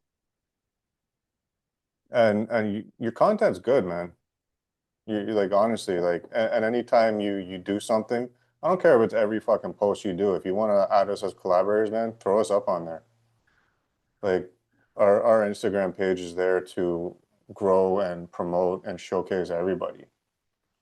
That was I part of the appreciate inspiration behind that new thing that we're doing is that the cigar lounge where we're going to start featuring different people. it. Uh-huh. And it's just to kind of like give back and say thank you to everybody that's supporting us. And not only that, like everybody deserves their time to shine, right? Right. They deserve an And opportunity. exactly. And a lot of people put a lot of work into this shit, and because they don't conform to certain things, they don't get the spotlight. And even like I'll notice like if I make a comment on something like some like conspiracy type stuff, you'll see like everything on the page just comes to a halt. So like there's this weird algorithm that if you engage or share certain things, that's it. Like it's almost like you get suspended for a few days. Yeah, I think they call it shadow Shadow banning? banning. Yeah, yeah. Hey, yeah, my fiance was shadow banned only because she used a couple of songs Hmm. that Yeah, were supposedly copywritten or some shit like that. It was like, but it's actually on Instagram. So how is it even copywritten if you're out? If Instagram allows you to use it, why are Yeah, you shadow banning it? yeah, that that makes sense. that whole copyright shit is complete trash. And it's not even like the artists that like are coming after you. It's just somebody else, some other law firm. They like It's the company that owns the publishing rights for said song, yeah. right? It's we got fucking we're completely like fucking almost banned on TikTok. Mm. Ever since I said the name Hitler on TikTok, that was it. And TikTok is a funny system, man, because I post cigars on there and they send me a reply all the time. You know, this post is not up to their standards or some shit like that. do you have the red thing on your fucking on your page saying that your account cannot be promoted? Yes. Okay, yeah, we got that. TikTok Yeah, is like I have that. So the way I get around that every now and then is I'll post two things of either, one of the kids or my fiance, and then all of a sudden it goes back into what they consider to be, good standings. Yeah, yeah, yeah. Yeah, no, we're screwed on there. TikTok is very easy to get banned off of. Everybody's getting banned off of it. You know, did you know on TikTok, I don't know about American TikTok, but Canadian TikTok, you can't say the word gun, you can't post a photo of like you hunting, like they just banned, blocked. Yeah, same here. Same Okay. here. I had a It's post. it's I the had a same. post of my Smith and Wesson with my cognac and stuff and a cigar, just as it is, not even cocked or anything. And they took that video off and everything and suspended me for damn near a month. Yeah, you can put a video of someone getting beaten to death and that's okay. Yeah. Explain Oh, that and you one, can't say gun. Also, here you can't say gun. You got to say pow pow. Mm. Yeah. Pow pow. Is that where the pew pew Yeah. term came from? Say that again. Is that probably where the pew pew term came from, where you gotta like, Probably. yeah. So Probably. have you seen, so I don't want to talk about it, but like, Yeah, you did. yeah, no. So the whole fucking, I don't know, do you follow MMA at all? I do. I love MMA. So what do you think about all the shit going on with Rampage's son right now? Hey, Rampage's son, he did what he had to do. I'm thinking to myself, I would have probably did the same thing, but I would have did it right then and there. See, he waited until dude got in the ring Yeah. and got his revenge and stuff when dude was caught off guard. But me, I'm so short tempered. I would have probably just beat dude's ass right then and there. I think if he had did it right away, it probably would have been better for him because this way kind of looks like he was waiting for his right moment, and Right. they're definitely going to use that against him. But So basically here it's damn near what premeditated is Yeah. what they Yeah. would Yeah, what yeah. they would say. Because you Well, sat there, you waited for your opportunity and everything when he should have just socked dude in the head right then and there, or just let that shit go. Yeah, like walk away. Like, We look how much money and stuff like that them boys have. You know what I mean? To already know potentially who you lose it are. all. Yeah, we already know who you are. You're Rampage's son, okay? They already know who you are. You're Rampage's son. We already know you have a background of mixed martial arts fighting. So obviously, homeboy didn't want the smoke. He didn't want to fight with you. That's why he didn't take it further than just hitting you upside the head with the can. Yeah. do you But think you that waited he hella long. You waited until he got in the ring and was distracted by everything else to make it look like it was part of the show. And then it turns out you really laying down hammers on this dude's face.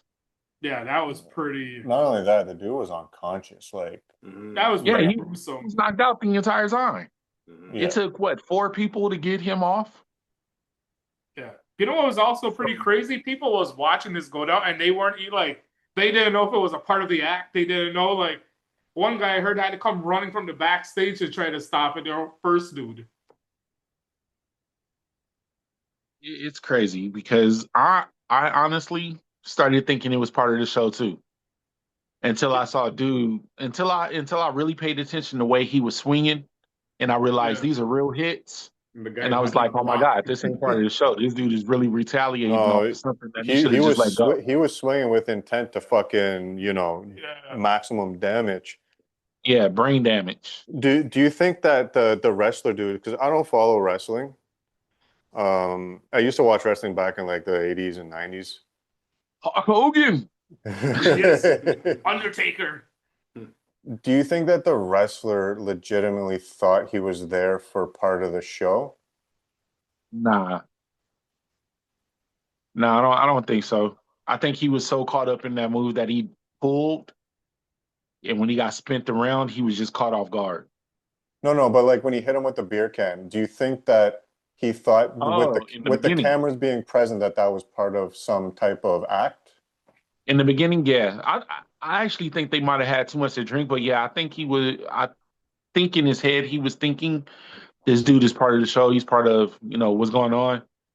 Because even when Homeboy said he's not a wrestler, he's not part of the thing. Homeboy wasn't computing that. Yeah. It wasn't going through his head. So it's such like it's such an incident where if this or that happened, it could have been so fucking avoidable because unfortunately now you have one person that is most likely going to get charged with at least aggravated assault, Oh, definitely. premeditated because you can see him on camera. He was streaming and what he was going to do to the guy.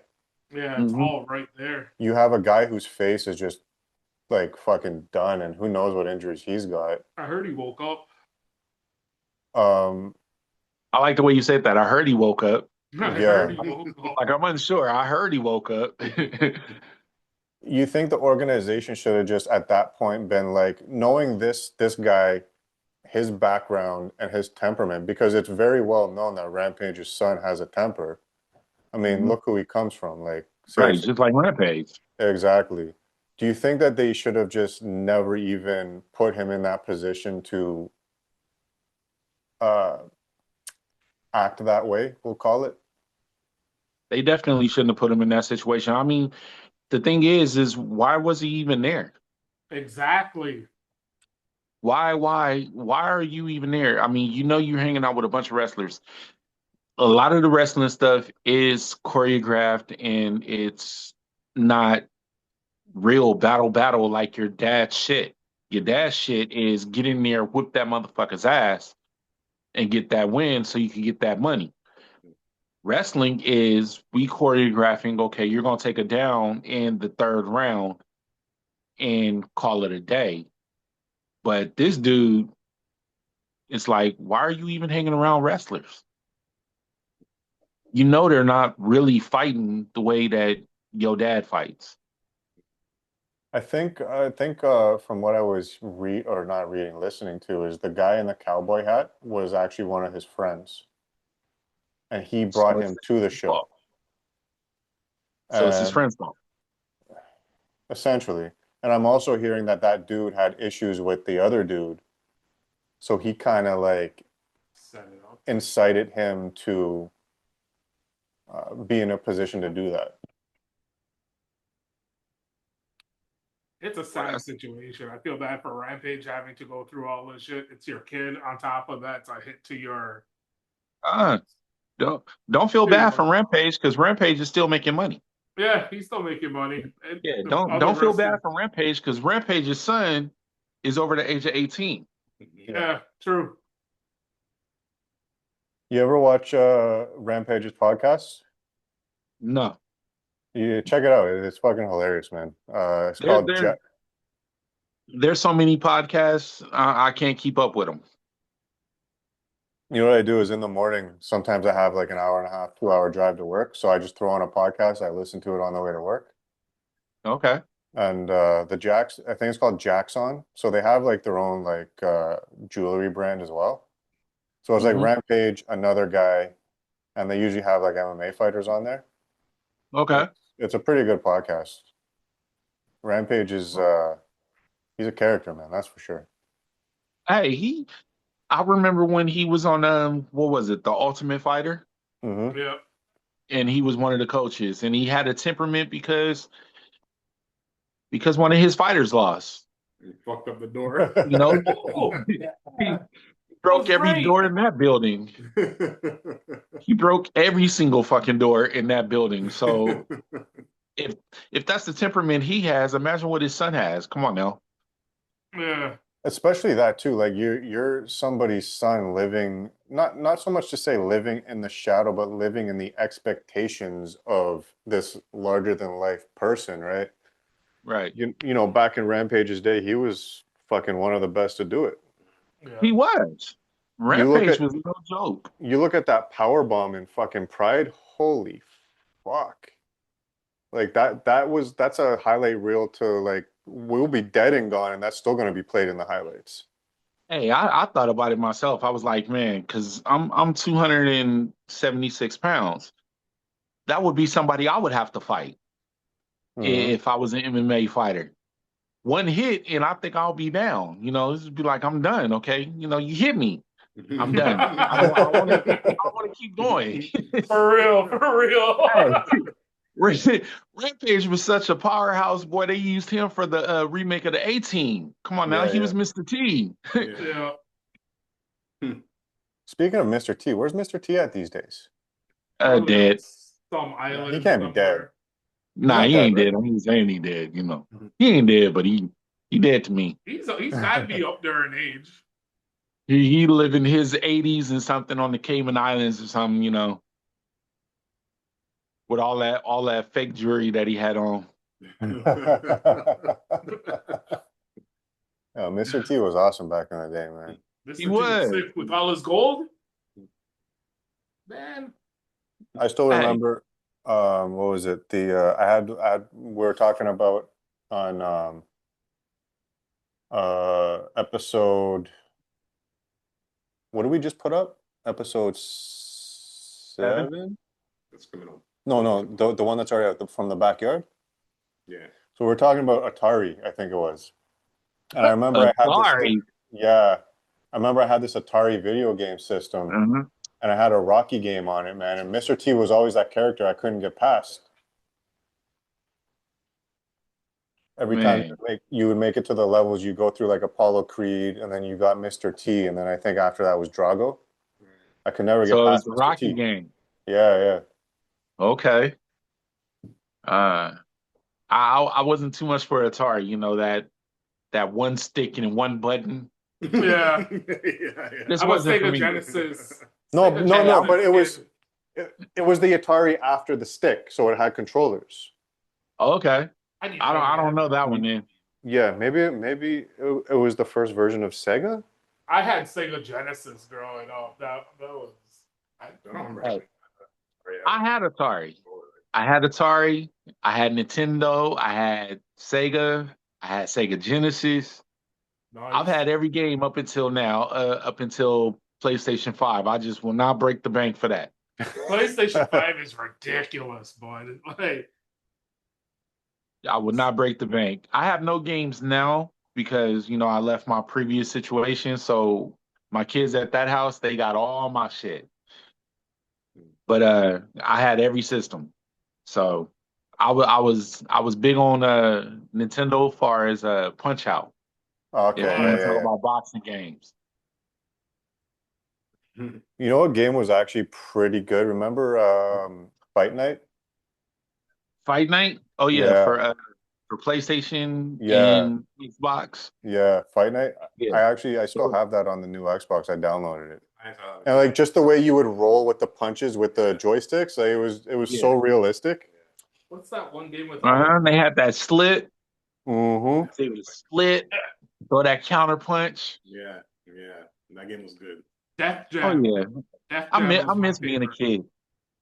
kid. I miss being a kid. Everything was so much simpler. Do you think we really grow up? I mean, like, look at all the I Hot haven't.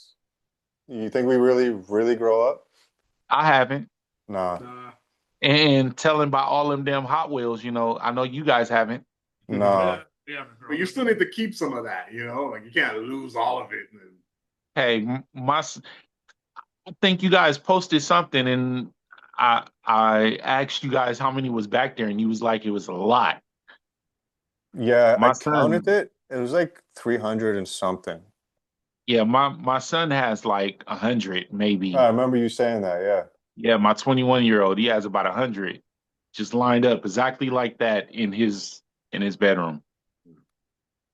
You know how it starts, right? They're From the they're like father to the three son. they're like $3 now, but like back when they were like a a dollar, dollar. you'd be like, Oh oh yeah, shit, there's an R34G. I'm gonna just, pick that up and put it on, the shelf or whatever.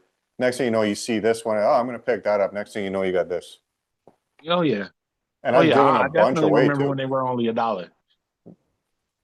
That used They to end be up, the highlight for me and my youngest son. Used to be the highlight. Go to Walmart, any store. He start whining and crying, be like, "Oh, you want a Hot Wheel? Cool, let's get it. Only a dollar." yeah. Yeah, Yeah. yeah. They're happy and only cost you a dollar. Yep. Uh-huh. What Now is they it two now? I ninety don't know the nine, Hot Wheels. $8.99 You're for a still gonna get five a dollar pack. dollar store. No, they're not a dollar at the dollar store. Depends what kind. No, they're like 275. $275. 275, man. At the The dollar Holy dollar store? store is not crap. a dollar store no more. It sure ain't. It's $1.75 where I'm at. Holy crap. It's like the $5 store now. But to be honest, like the dollar store here now is kind of like a mini Walmart. Like you go there, they got fucking everything. Yeah. Like brand name shit too. Yeah, they got groceries. Yeah. They got the horrible steaks. I ain't even gonna lie. I tried one. Oh, Have you seen that on YouTube? Those you steaks. you guys got steaks in your dollar store? Yeah, yo. Uh-huh. Ooh, I don't know And if they I'd go there. horrible. Spare They ribs. horrible. I seen the spare ribs. So I was like, yo. Yeah, you get your mac and cheese. You can get a whole Sunday meal from the Dollar Tree, dollar stuff. Yeah, Dollar Tree. When I go to Florida, what they got? The Dollar General down there. We got that too. Yeah, the Dollar General, Florida. You go in there, you're like, yo. Hey, do you guys have what's it called? What's that big gas station? So No, no, it's got like 100. It's like a Texas chain. It's got like 100 pumps at each station. Chucky, no, the one with the squirrel or whatever. Yeah, it is. yeah. No. No. When I was down in Florida, I went to one of them, and like they have like they have like this area where they make like pulled pork and brisket and shit. I'm Okay, telling so you, it's a man. trucker stop. Yeah, this brisket sandwich for like $5 was like one of the best briskets I ever had. Fuck, what's the name of it? I'm looking at it. And they got like this wall of jerky. Like there's like 100 different types of jerky and shit. Nope, but that sounds delicious to me. Oh, what's the name of it?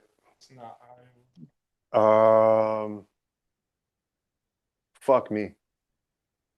Not Anyway, today, brother. it's Not today. delicious. No, Not ever. not today or tomorrow.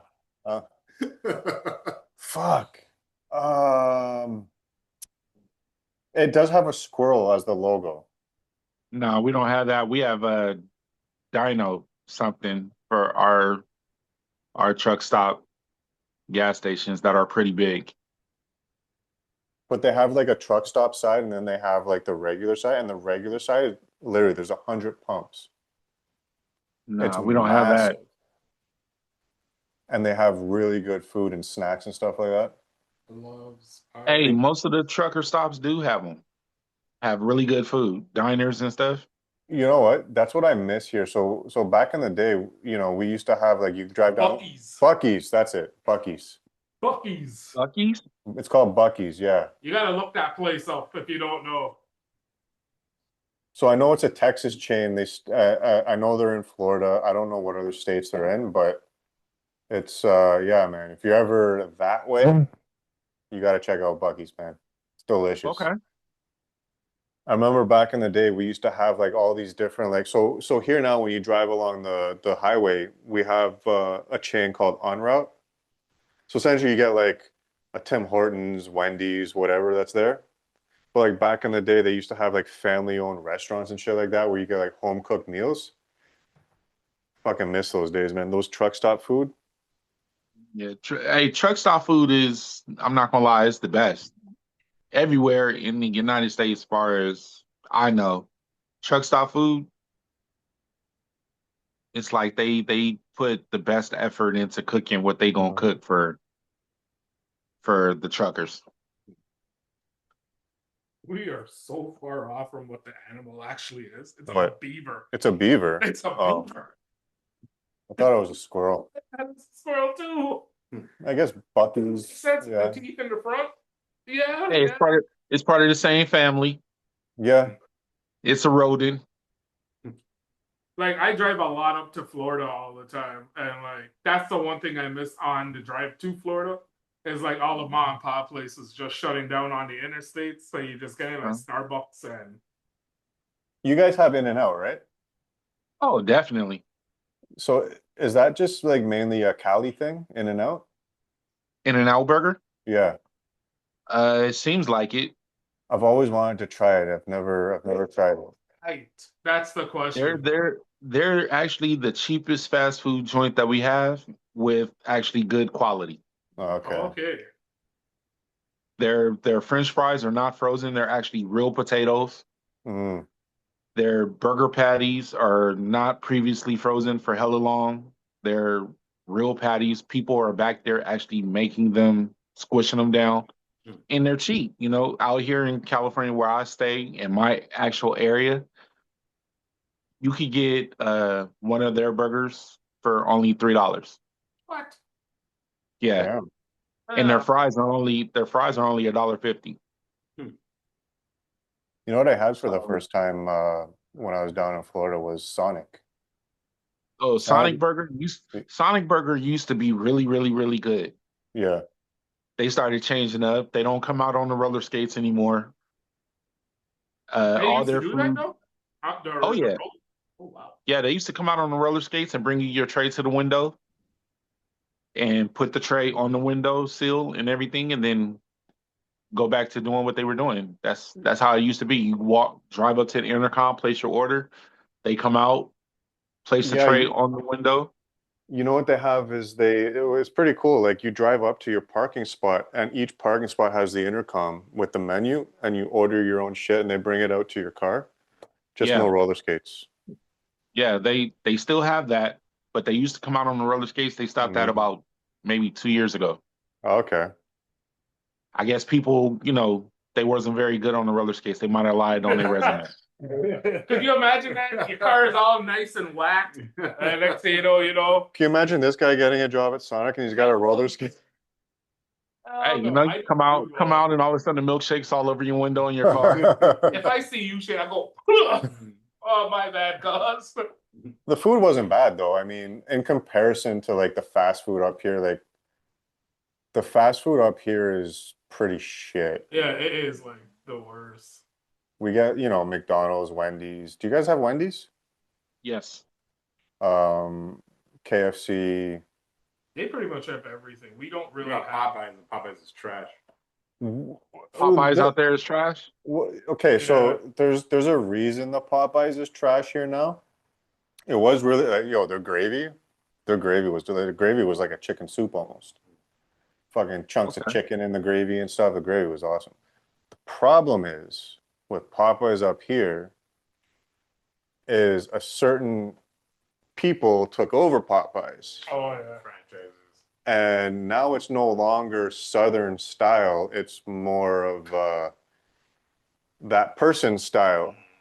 Yeah. We'll That's talk the about same that here. one after. That's the same here. Yeah. Popeyes used to be one of the top spots for a Southern cooked, fast food joint. And now it's just all previously frozen. You get your hot and spicy or whatever, and it's Yeah. like I still taste the cold spot up in here. You're not cooking it as well as you should. Yeah. Like my favorite thing from them was their mashed potatoes. Their sides that they Oh had. yeah, That mashed was potatoes with the proper. Cajun gravy, right? Yeah. Yeah. Uh-huh. My mom Or the used to red take beans and us rice. out there. They were down the one downtown a long time ago on Eaton Center. That's like a core memory for me. What was that chicken spot in fucking Barbados? Chevet. Chevet. Oh Chevet. man. Chevet. Chevet. Not Chevet. And you keep mentioning Barbados, I keep thinking of Rihanna. If you ever go to Barbados, you gotta check out Chevet, man. Their fried chicken is delicious. I don't think my woman allowed me to go to Barbados. Take her with you. Yeah, exactly. The only thing I got tired of eating in Barbados was a macaroni pie. Like, Everywhere had it, yeah. You said macaroni pie? Yeah. Isn't that just like macaroni regular? It's just made as a pie, right? It's like Yeah, it's like baked. Casserole? Would you say it's like I think they call it casserole up this Yeah, right? yeah. It's like a But casserole. macaroni and cheese is baked though. I mean, you throw it in the oven. You throw, but then like in the West Indies, they like throw a bunch of spices into it and different types of cheese. It's not like cheddar cheese. There's just loose, or is it like you gotta cut it? Okay. I never had that. No, I don't eat cheese, so that's probably why I didn't have it. Definitely want No. Yeah, no. What are you, lactose intolerant? Fuck, here we go. I just don't like cheese. I can do mozzarella. And honestly, I fucking hear about this every other day from the wife. Like, We how forgive the you. fuck do you not like cheese? What kind of weirdo are you? You don't like cheese. But I don't like cheese. Hey, we forgive you. Mozzarella I can do, like mozzarella on pizza, because I find mozzarella doesn't have much flavor to it. So the flavors of the pizza overtake the mozzarella. But like when you get into like cheddar and shit, So you don't like the overpower. What are you, part Italian? me? Yeah. I'm no Italian. Just mozzarella, huh? I know, eh? I'm low key over here. I'm fucking Mozzarella. I'm a disgrace to my own kind. I don't eat seafood and I don't eat cheese and I drink a Oh lot of my coffee. gosh. But like so No my seafood? background is East Coast Canadian from Newfoundland. Hey, And like, they What? love the seafood. They love I can't do it. I don't like seafood. the hell are you gonna feed me when I come to visit? Beef. No, we Don't worry. We're good. Don't mind beef. Give me a good ribeye and I'm good too. We good. We got you. There's variety. There's variety. You know what we're gonna feed you when you come here, and we're all gonna have it for the first time? What's that? What's that? Lynx. Lynx? Yeah, Like you know hot the lynx? cat? You know the cat lynx? Oh, fuck that. Nope. It's not a house cat. You know It's what I not a mean? house cat. It's a wild cat. Uh, It's a bush meat, we call it. Yeah, man. Up north, they hunt and eat lynx. So that's like Like- China where they eat dogs. No. Not the same. It's not the thing. same. Thing. It's like caribou, moose. So a lynx is kind of like in between, like the size of, say, a cougar and It's never gonna come to Canada now. and a big No, house I'm cat. still come. I just won't be visiting y'all when it's time to eat a link. So So I was a cat. I tried to get a hold of you guys, but dinner time? No, I'm out, man. I got other plans. right to McDonald's. What about like elk and bison and stuff? Have you ever tried that? Bison? Yeah, No. bison's good. Bison, you would like Yeah. bison, elk. Is Elk that like an pretty good. oxtail? Mm-mm. No. It's a red Bison meat. is part of the cow family, though, right? Yeah, Yeah. yeah. It's Okay, then like it's a it's part wild of the cow meat, family. right? I'll try that. Yeah. That's Bi- you'll enjoy that. Bison is a very lean red meat. Very lean. Yeah, same thing with elk, very lean. Have you ever tried moose? No, I've Yeah, had lamb, so I mean, hmm, I'm not against lamb. trying those. So Lamb, I don't know what I would compare lamb to. Lamb is just unique to its own. Yeah. And lamb could go one of two ways. it's It's close either to a good or it's cow. bad. I'll try it. Yeah, it's like a cow. If you want to just yeah. It's pretty good. I'll try it. I'll try it. But you guys lost me with the link. I remember he said I say some outlandish shit. No, but hold on. We don't eat lynx, but they do eat lynx north. So I'm curious what it's like. It's not a common meat up here. No, Let's just put it that no, way. no. Like you got to be way up north. All right, so when I come down there and make an appearance on the show, we're gonna have to do a little tasting review thing. Exactly. It'll be new to me as well, so it's not common. They have So- up in So Newmarket. basically, we all gonna be throwing up. Yeah, Yeah. pretty much. Either that or we're all gonna be like, fuck, where we've been at with the lynx all this time in our life, These man. people up north For are real. For real. I'm gonna come back to Cali and start hunting my own shit. That's it. Turn yourself into a wild man. Well, you guys got mountain lions there, Yeah, we do. same family-ish. They started making their way to the city, Oh yeah. Mm. eating everybody's dogs. Holy crap. I started It's locking like, my dog up in the house now.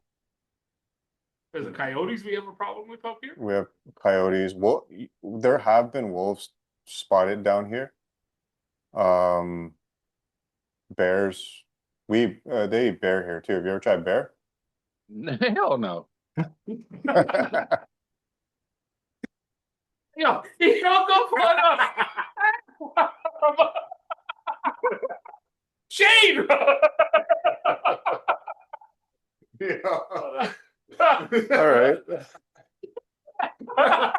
That's funny. Crap, we gonna go to the border and be like, nah, not you guys. Well, there we go. That was pretty funny. It's a hell no. Why you running? Why you running?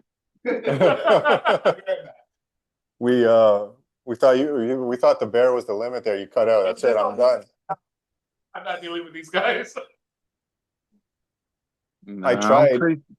I'm pretty Oh. sure there's some wild people out here that eat bear though. I've heard bear meat. No, black bear is a common hunting game. Not here. Like you won't get it at like the superstore. You have to go up and get it. It's not sold everywhere and stuff like that. You can get it. There's a wild game butcher in Newmarket. You can get kangaroo, bear, fucking bison, elk. Kangaroo is what I want to try. No. Don't. No? No. Oh, No. Kangaroo. No. Not good. okay, fair enough. I've tried kangaroo jerky and no. I had a friend that lived in Australia and said kangaroo jerky was pretty damn good. I didn't like it at all. It was a little on the tougher side though. It just has this flavor. Like when you eat wild game, you can taste the blood? difference between like a farmed animal and a wild animal. But like the kangaroo just had this flavor that I just couldn't get past. I wonder if it's like what we call. My mom used to say it tastes raw, like very gamey. Oh, super! Not even gamey. I couldn't Like rankish. That's Yeah. what my mom used to say rank. Like this fish, it didn't get cleaned properly. It still tastes rank.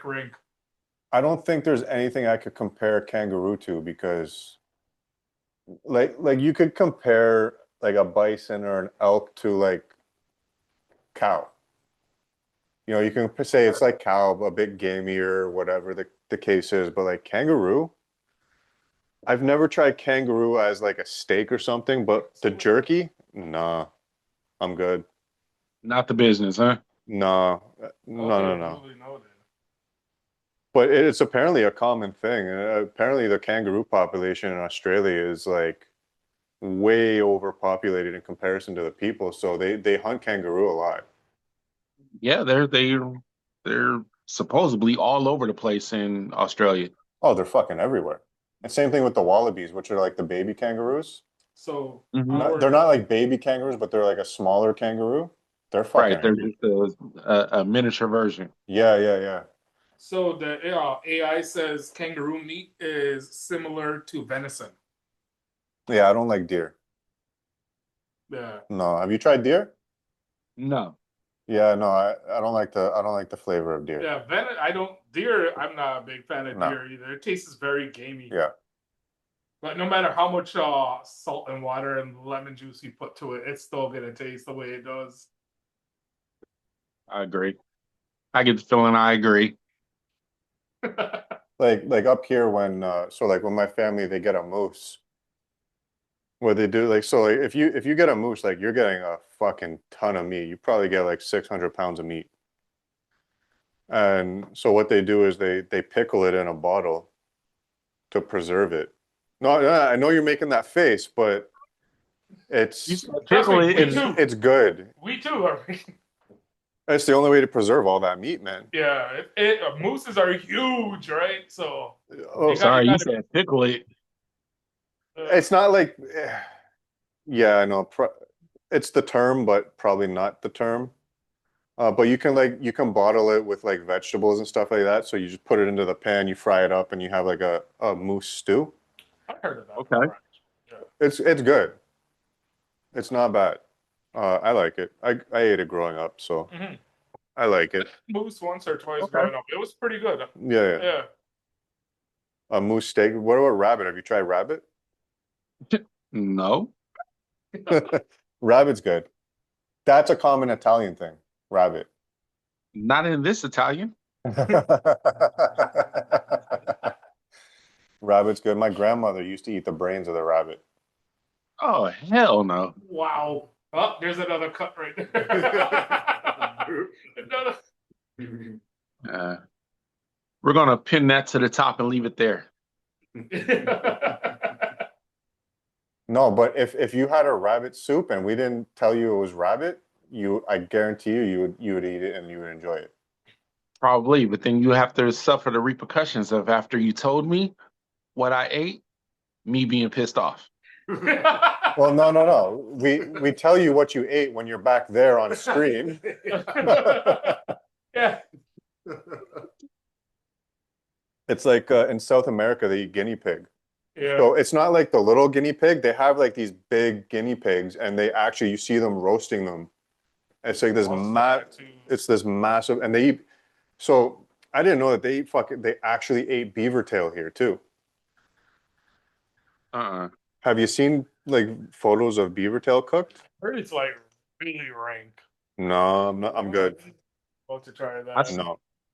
I did see in one of the Hispanic stores where they're serving up guinea pigs, though. Yeah, they eat guinea Wow. pig. Is it guinea pig or is it hamster? I think it's hamsters. They're serving up hamsters. Yeah, the little. What little type of family Latin store pack. was it? I'm sorry, what? Was it like a Mexican Latin? Was Yeah, it it's a Mexican grocery Okay. store, and they're serving up guinea pigs now. Or interesting? hamsters. I'm sorry, hamsters, not guinea pigs, hamsters. Hamsters? What kind of meat is Yeah. on a hamster? The fuck if I know. But it's like it's like a 4-pack of hamsters, all skinned and everything. Like little hamsters? Yeah, little hamsters. The little What ones. the fuck? We find out something interesting every episode we do. Hey, Shit.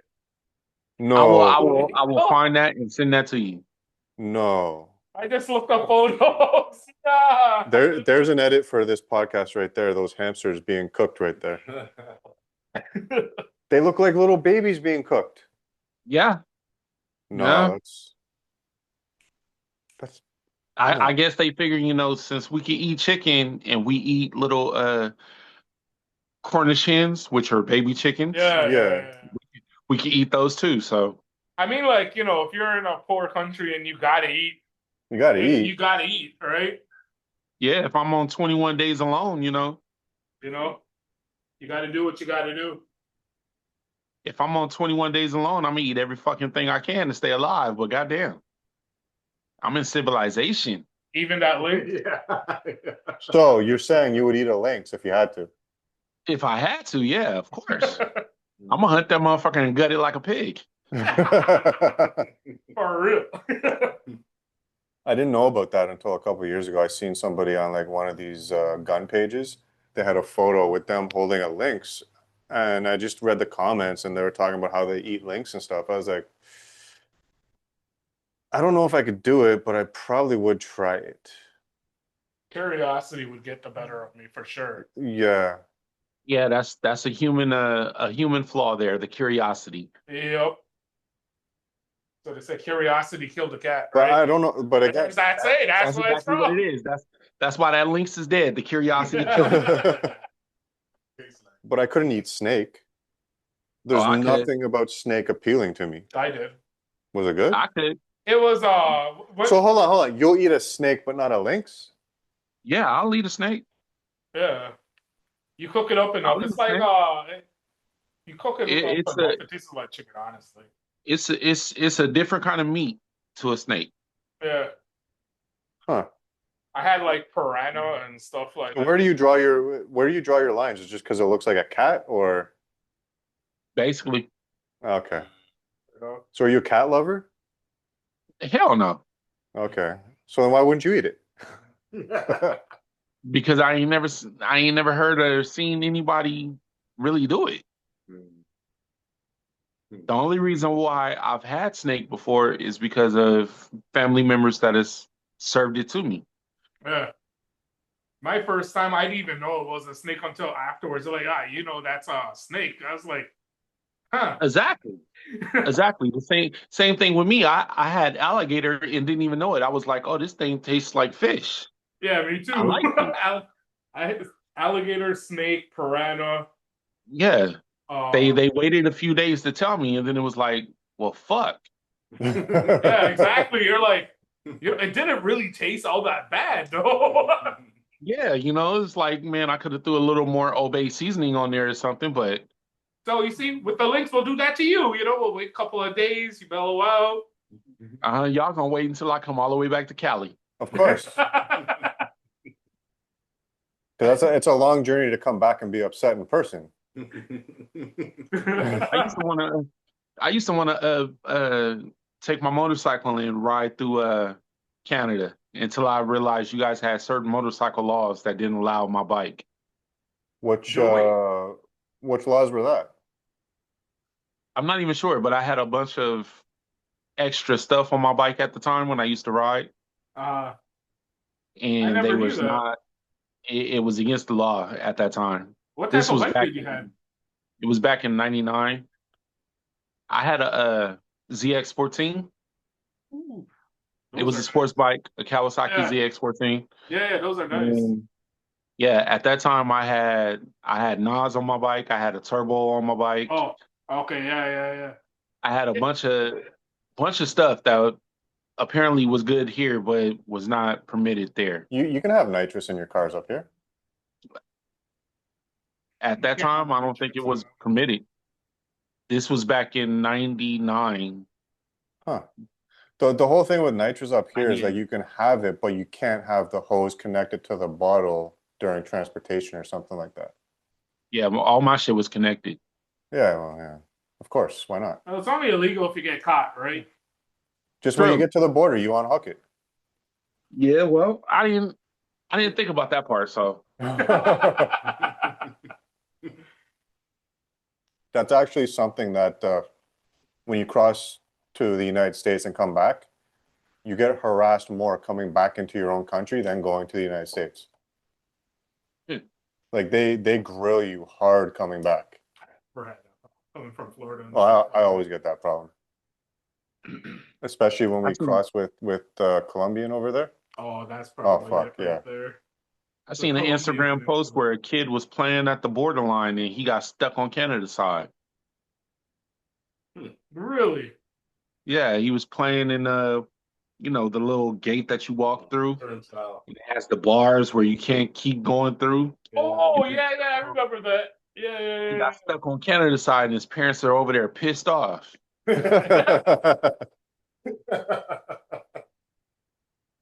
Well, I mean, Actually, there was one time I was driving up with my uncle and I made a wrong turn and I ended up crossing the border with no passport, no nothing.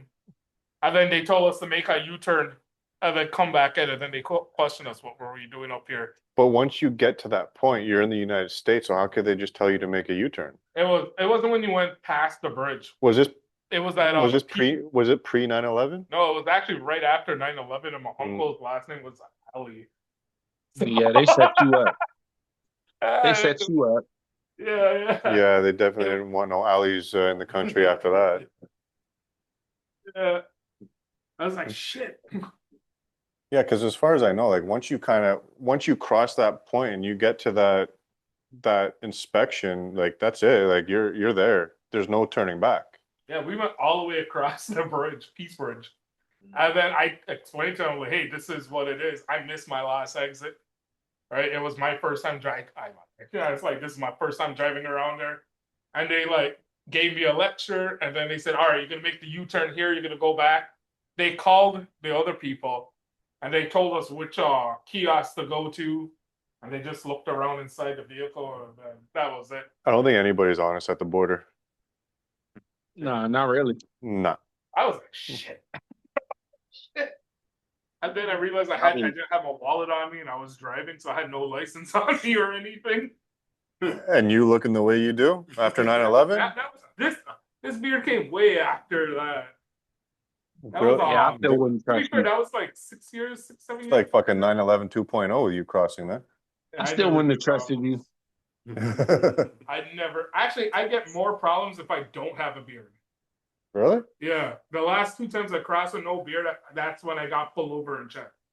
But every time I got my beard on and stuff like that, they just leave me alone. I wouldn't have trusted you just because you got them sunglasses on. Hey, did you see the Colombia themed episode we did? You see how small that guy? Even right now, I'm looking at the camera, man. You look like You guys are freakishly tall, man. you look like a fucking midget. I am a midget. What do you say? I figured that was just y'all thing to put him in the middle because he was the shorter one to allow him to get a little height. That's probably it. It just worked out that way. Yeah. And then we watched the Colombia episode where we had the ponchos on, Oh, that was pretty funny. and we're watching it like, why the fuck do you look so small, dude? I was supposed to bring I a look like he got a dress on. Next one. He over there wearing a poncho, but he looked like he got a dress on. For real. That was Okay, that did views. did you watch that episode? I watched part of it, and then my fiance started bugging me. You got to watch the second half of that episode when we get into some shit, man. Okay. Yeah, you got to watch it. It's interesting. It's pretty funny. that whole shoot was pretty funny. Yeah, but that was that. I'll rewatch it, and then I'll put my comments on there. Yeah, definitely leave your comments. If you think the Lynx meat was weird, Wait till you find out about Colombia on the fucking coastal side. yeah. Watch. That's all I'm gonna say. Watch a second. Just wait. And it is true. It is fucking true. So, just wait. So that was a fun episode. Yeah. We were gonna do an episode of us in a canoe. Like we're escaping Canada, going to the United States across Lake Ontario, Okay. but the weather got too cold. Yeah. How the hell all three of y'all gonna fit in a canoe? I got a big canoe. Yeah, it's big. Yeah. Figured it out. We would have figured it out. Yeah. It's a big, like it's like an old school, like flat bottom, big ass canoe. It's gonna be you three, or Yeah. y'all just leaving the wives? No, they can't go. There's not enough. They stay behind. Yeah, they gotta pull Oh. us in. They don't want to get tired of. Cause have you ever been canoeing? Um, Have you? I've been in a kayak. Long time ago. A long time ago, I was in a canoe. So, well, it's easily like 20 years ago was the last time I was in a canoe. It's not that easy. So moral of the story is we felt like the temperatures were too cold in case something were to happen and we were to tip. Yeah, hypothermia. You know, Hypothermia. 3 dudes in a canoe, fucking that have never been canoeing. Oh man, I gotta see that. Y'all gotta do that one. We'll do it. Probably we gotta wait till the summertime again next year. But Unless it warms up. Hey, Warms up and do again. not delete the bloopers. No, never. Never. The other one was like having half the canoe in the water and make it look like we're in Lake Ontario. And then when we're done, we just cut to us hopping out of the canoe and walking up. yeah, we were gonna drive across the border and fucking you can't go. So we were gonna drive across the border with the canoe, make it look like we made it across, but we lost him. But you can't go, huh? No passports. I got a passport. He just can't go. He's not allowed in the United States. Oh man, Mm. I'm But a little we're- afraid to come there now. I ain't fucking No. with you. No, we're good. We got links and stuff, you know? Yeah, We're good. We're good. You Leave the can- links. You can trust people that eat links. But it was yeah, we were gonna do that was gonna be what we were gonna do this morning, but the temperatures just got too cold. And I think it would have been fun. We're trying to figure out how to drink while in the canoe because the thing is here, they have all the police out in the lake and stuff. Same thing in America. Uh-huh. Yeah. You guys Put it go in a water boating and bottle. drink it. You guys are drinking tequila anyway. Put it in a water bottle. Yeah. So actually, for we were gonna get some like OEs with the brown paper bag for this episode. But why didn't we do that? I think we ran out of time. Yeah, I think we did run out of time too. We had just ran out Mm, because right. we just came up with the idea. We're like, we get some big old 40s. Yeah. Because we're Hey. trying to. Next time you guys have me on the show, we gotta have 40s in. That's what I'm saying, brother. That's what I'm saying. We're gonna go with the whole California theme, you know, with the Go. 40s and the Centra and the That's California theme. No problem. You know what? I'll strap up my shirt all the way up to the top, unbutton everything else, have my bandana and be like solo. That's what I'm saying. I'm just surprised that she found this fucking flag on Marketplace. Hey, I appreciate it.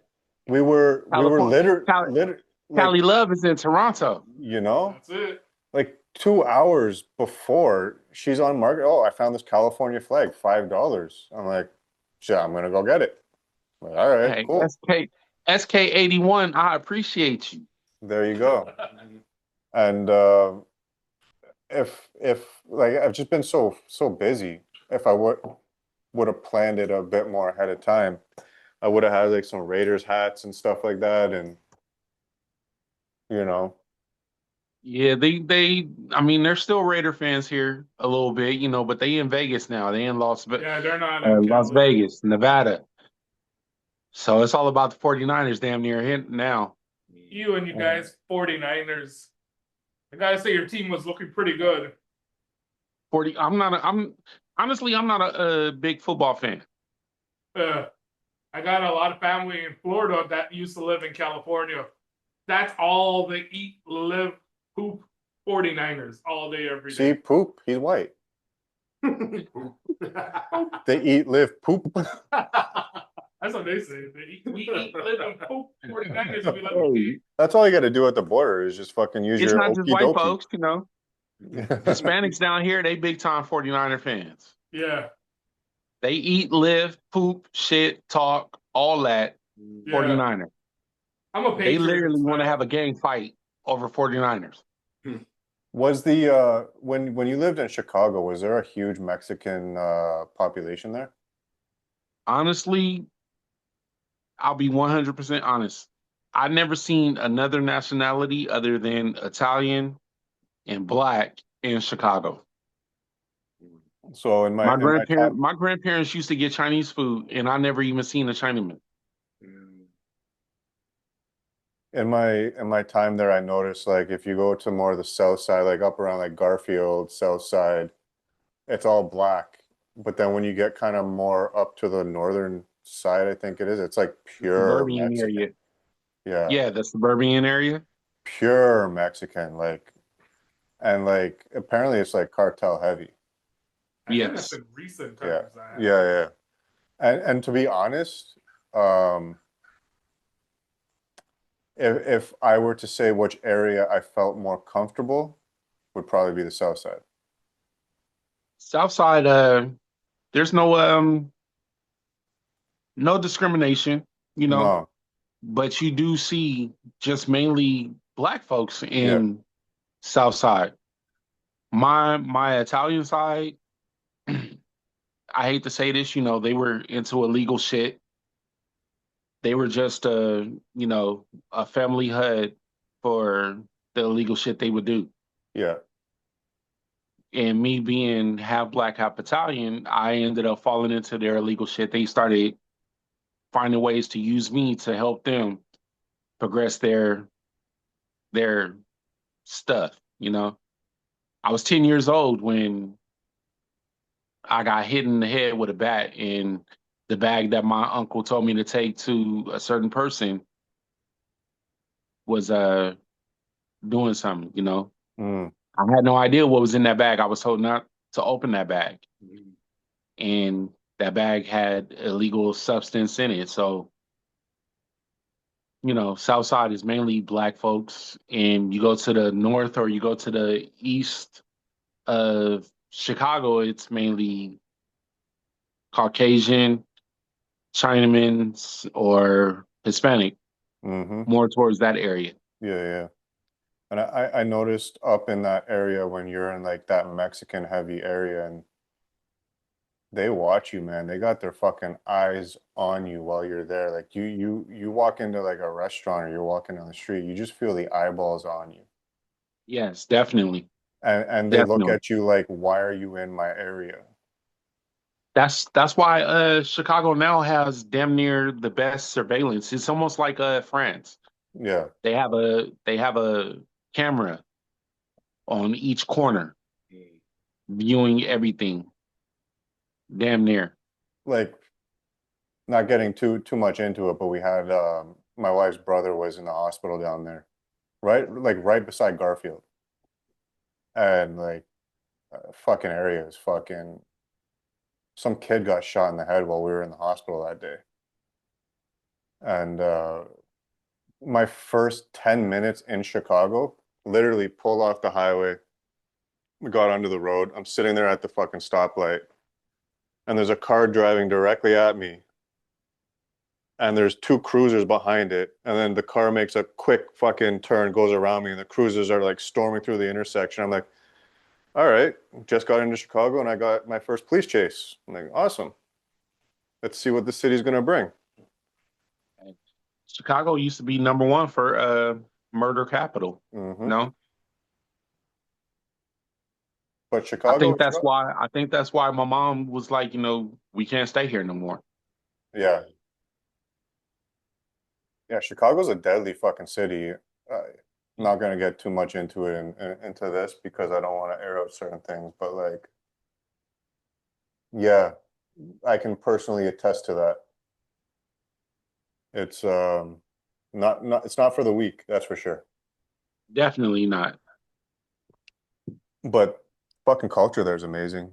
Their fucking taco places everywhere. Their pizza's great.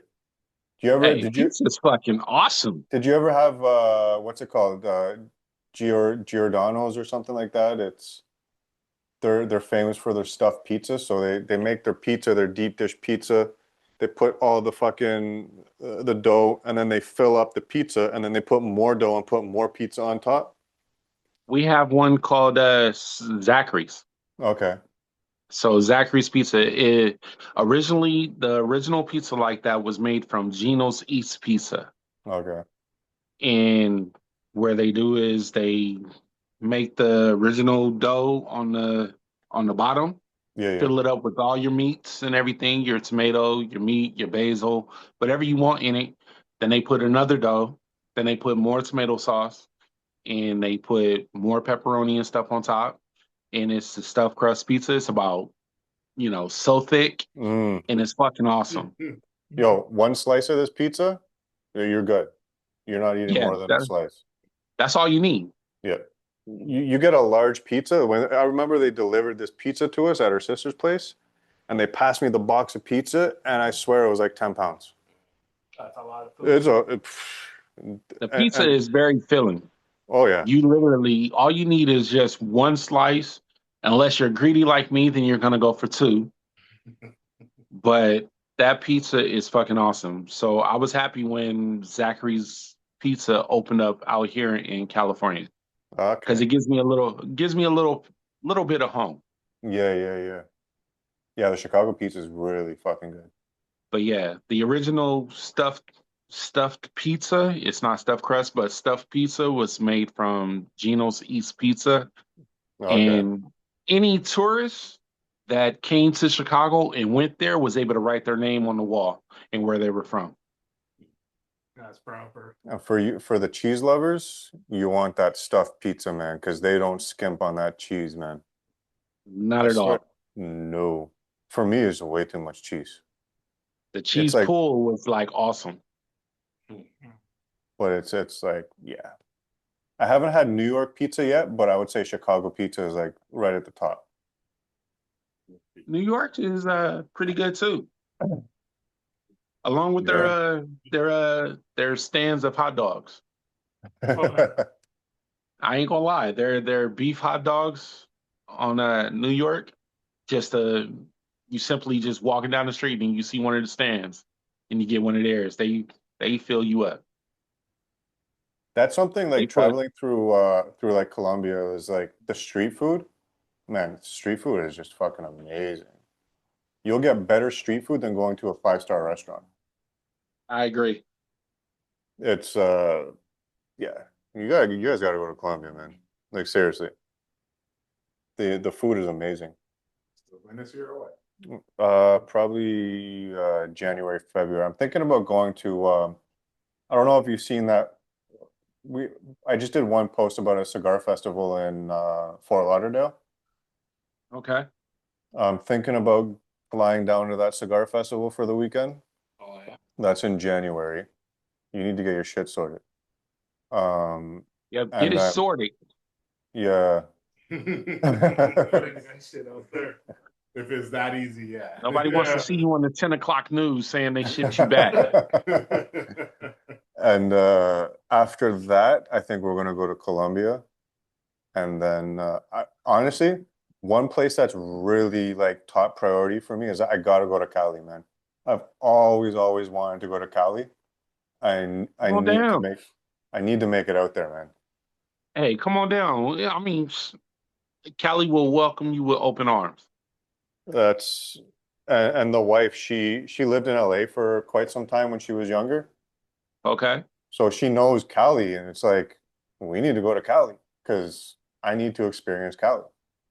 Hey, if she brings you back to LA, let me know. Me and the wife, fiance, soon to be wife, we'll come down there and meet you. How far are you from LA? 8 hours. Okay. 8 hour drive, 3 hour flight. Okay. Damn, that's a mission. 8 hours. That's like from going from here to Chicago. It's not really a mission. I mean, like, fuck. Yeah, It ain't nothing to hop on the red eye and get out there, man. yeah. But Cali is on the top of my list. We gotta go. We gotta go. I'm considering that Cigar Fest in Fort Lauderdale because it's like $200 for a plane ticket to go down to Fort Lauderdale. It's cheap. And then after that, we gotta go to Colombia. We gotta see your parents, visit her parents, and then after that, like it would be great to come down to Cali, visit you, to smoke, uh, connect with you guys down there. And then that's probably the next couple trips. Yeah, definitely got to get Uh, down there. If you decide not to go to LA and you decide to come to the San Francisco area, that's even closer to myself and David, to smoke. But if you want to go to LA, just let me know, man. Trust me, I'll definitely come out there and we'll definitely have some cigars and Yeah. in a fucking great time. And we could actually do it in a lounge. Yes, sir. We can't do that here. We don't have lounges here. Yeah, we have tons of lounges. We have one right here where I am, Herb Cigars in Pittsburgh. We have the Or- Occidental, which is in San Francisco. We have LG, which is in San Jose. We have tons of lounges here. So the name of that cigar festival in Fort Lauderdale is Herf Cigars Festival or something like that. Just because Okay. you mentioned the name Herf, I don't know if there's any connection there or not, but None at all.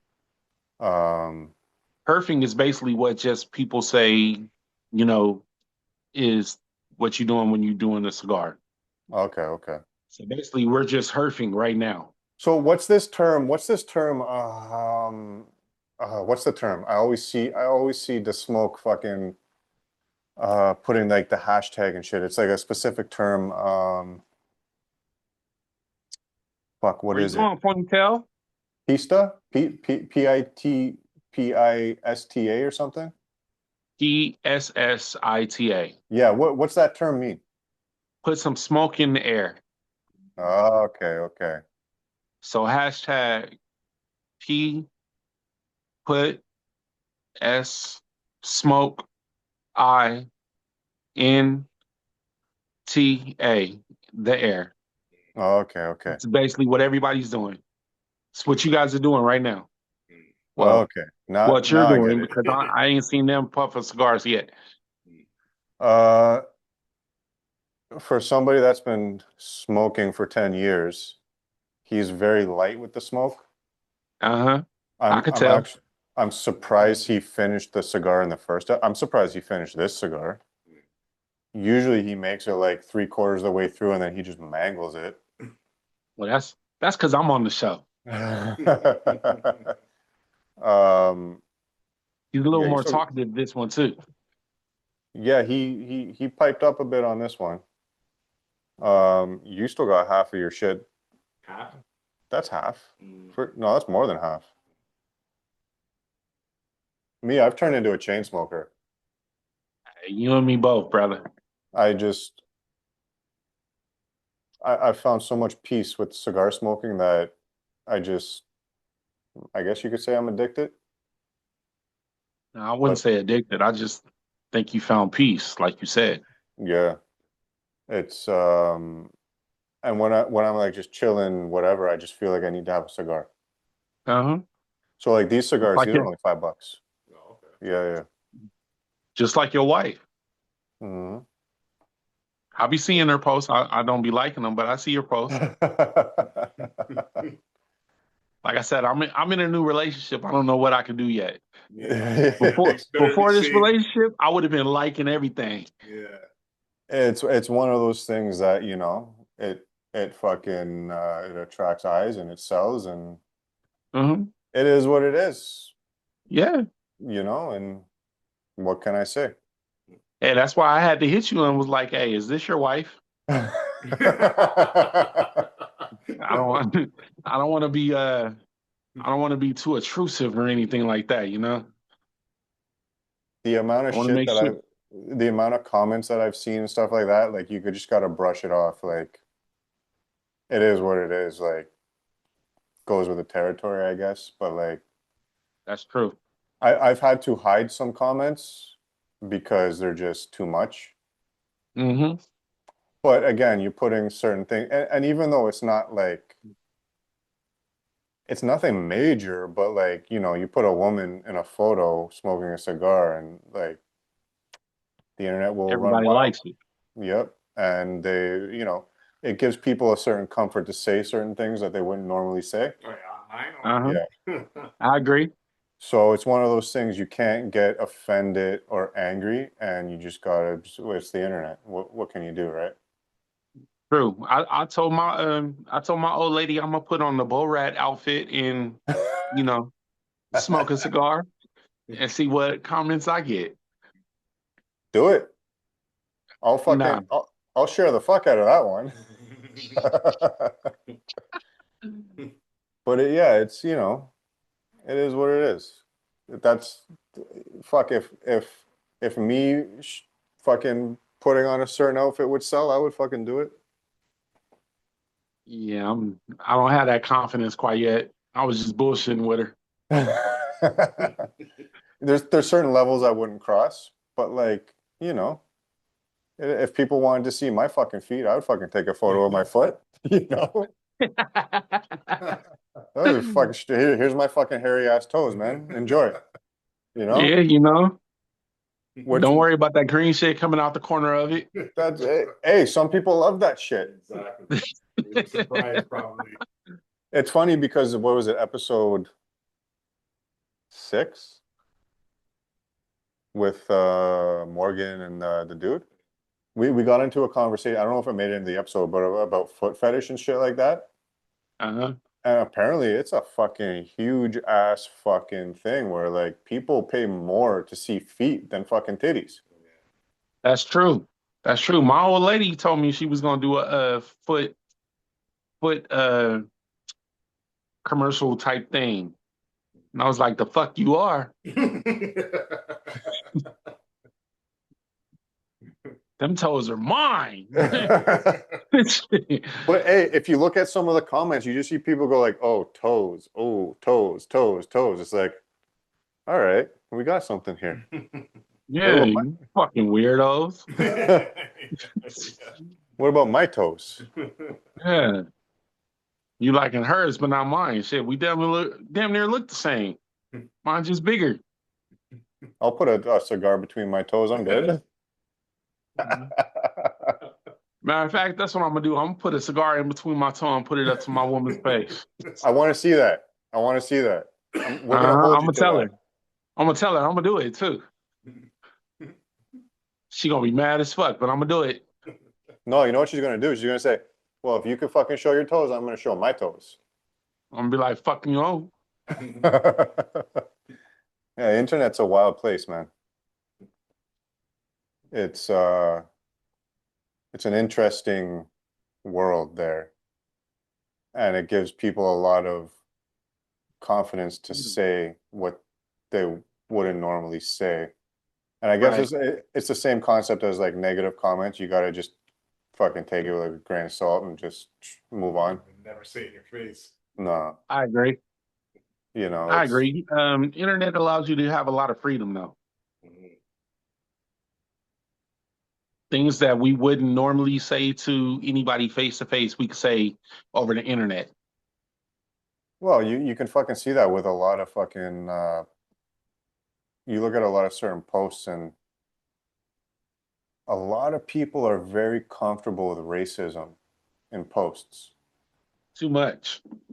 Like even I look at it like, you know, everybody says some shit from time to time, but it's more like a factual joke, putting a spin on something, you know, but like some people like they really I look at it, I'm like, wow, like and you have your actual profile linked to this comment, like what the fuck? So now we really know what you're like. I agree.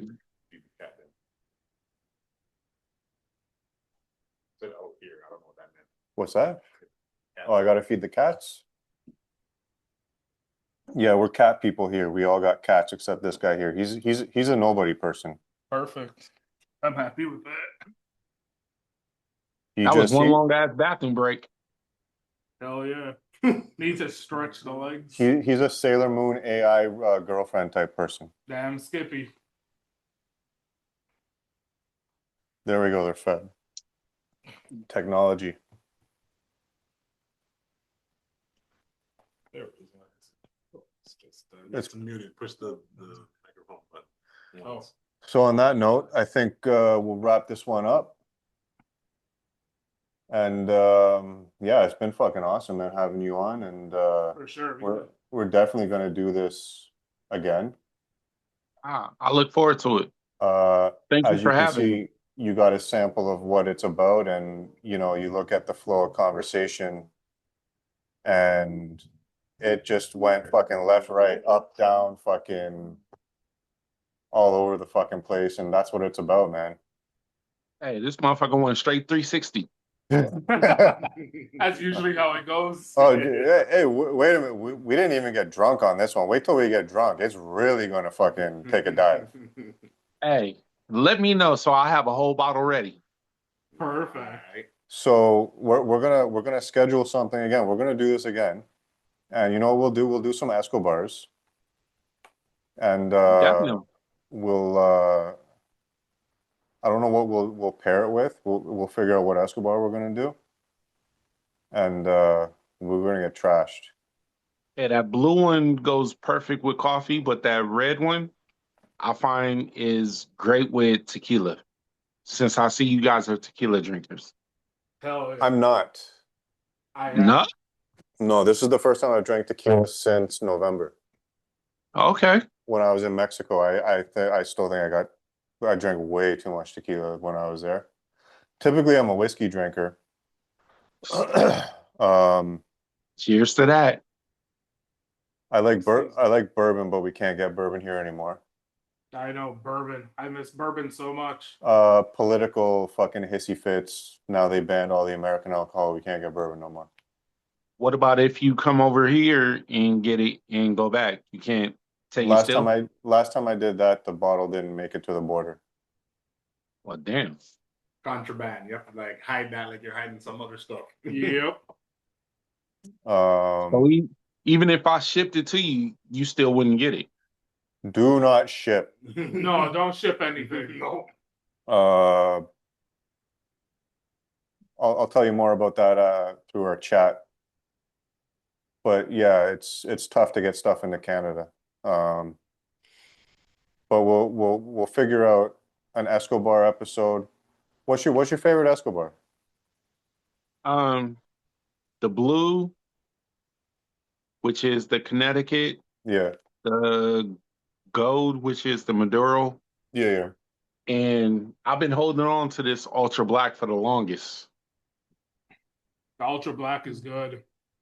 Yeah, it is good, but it's $25 a stick, so I've been True. holding on to it for a while. Hey, you know what they have there now? I was on Escobar's website. Now they have those Cigar Chief ones on there now. Okay, So next time you do we an order, yeah, we talked about that. yeah. So they I guess they finalized their deal, and now you can get the Cigar Chief ones in the United States. Okay, Um, they're a good I guess we'll say budget cigar. so it's more like the everyday, Yeah, everyday yeah, kind of yeah, yeah. smoke. Like Okay, because that's what I was looking for. yeah, here they're like $7, $8. So I would imagine they'll probably be a bit cheaper. Okay, Yeah, definitely try out the Maduro. The Maduro is great. The Habano was good. I like the Maduro better. But we'll figure out an Escobar cigar, and we'll have to make a trip to Cigar Chief, pick some up, and we'll figure out a drink, and we're gonna do this again, and we're gonna drink the drink, the full drink, and see what kind of shit we can get into. hey, I look forward to it. Hopefully, I'll have a little more response from my man over there in the Toronto hat. He's the quiet guy. I see. He's been quiet every time. He puts out his comments every now and then, but he mainly sits there like he's security. Got that running in the blood, man. It's you know what this whole thing is new to us in terms of sitting in front of camera and talking what we talk and having it be recorded. Okay. It's so we did one trial episode. We never put that episode up. Put And it out. then the, the episode was, do you still have the footage of that episode? The full one? Mhm. I think that episode we just too car heavy. You don't even need the whole episode. Just put out part of it. We have some parts of it put on the YouTube. Okay. But we never actually released. That was like our trial one, and you could see the difference between like the trial, the first, and then like even if you get into now, the comfort level of sitting in front of a camera talking and just like being able to talk shit that like you normally wouldn't say to the world. Yeah. Uh-huh. We found our groove. Yeah, our groove is alcohol. Yeah. Liquid courage. You know? Hey, that's the best one. Amen. But it's been a journey, and it's good to see the progress, and we're putting the progress out there so you can see the comfort levels and the type of conversations and how they've changed and the engagement and stuff like that. You just need more alcohol. Yeah, he does. And my man need a booster seat. I'm For just, real. I'm just fucking with you. I'm just It's all fucking with you. good. It's all good. No, but seriously, if you look at the screen, fucking you look Tiny. tiny again. Yeah. It is what it Yeah, I is. mean, he's sitting a little low. We'll get some old school phone books. We'll put you on some phone books. I don't bug me whatsoever. But yeah, man, appreciate you joining us. I guess it's what time is it now? 7. 7 o'clock. So this is like a 3 hour thing almost. Holy shit. This is the longest episode we've done. Hey, when you have good company, shit just goes by. And that's what it's all about, man. We don't time it. We don't say, okay, we got to stick to this or that. We go with the flow, and it is what it is. And so it's what, 7, 6, 5, it's 4 o'clock there. So enjoy the rest of your evening. Yeah, man. California. I appreciate you all. Till next time. But we are going to do this again soon. I look forward to it. All right, man. Yeah. Peace. Peace. All right. Take care.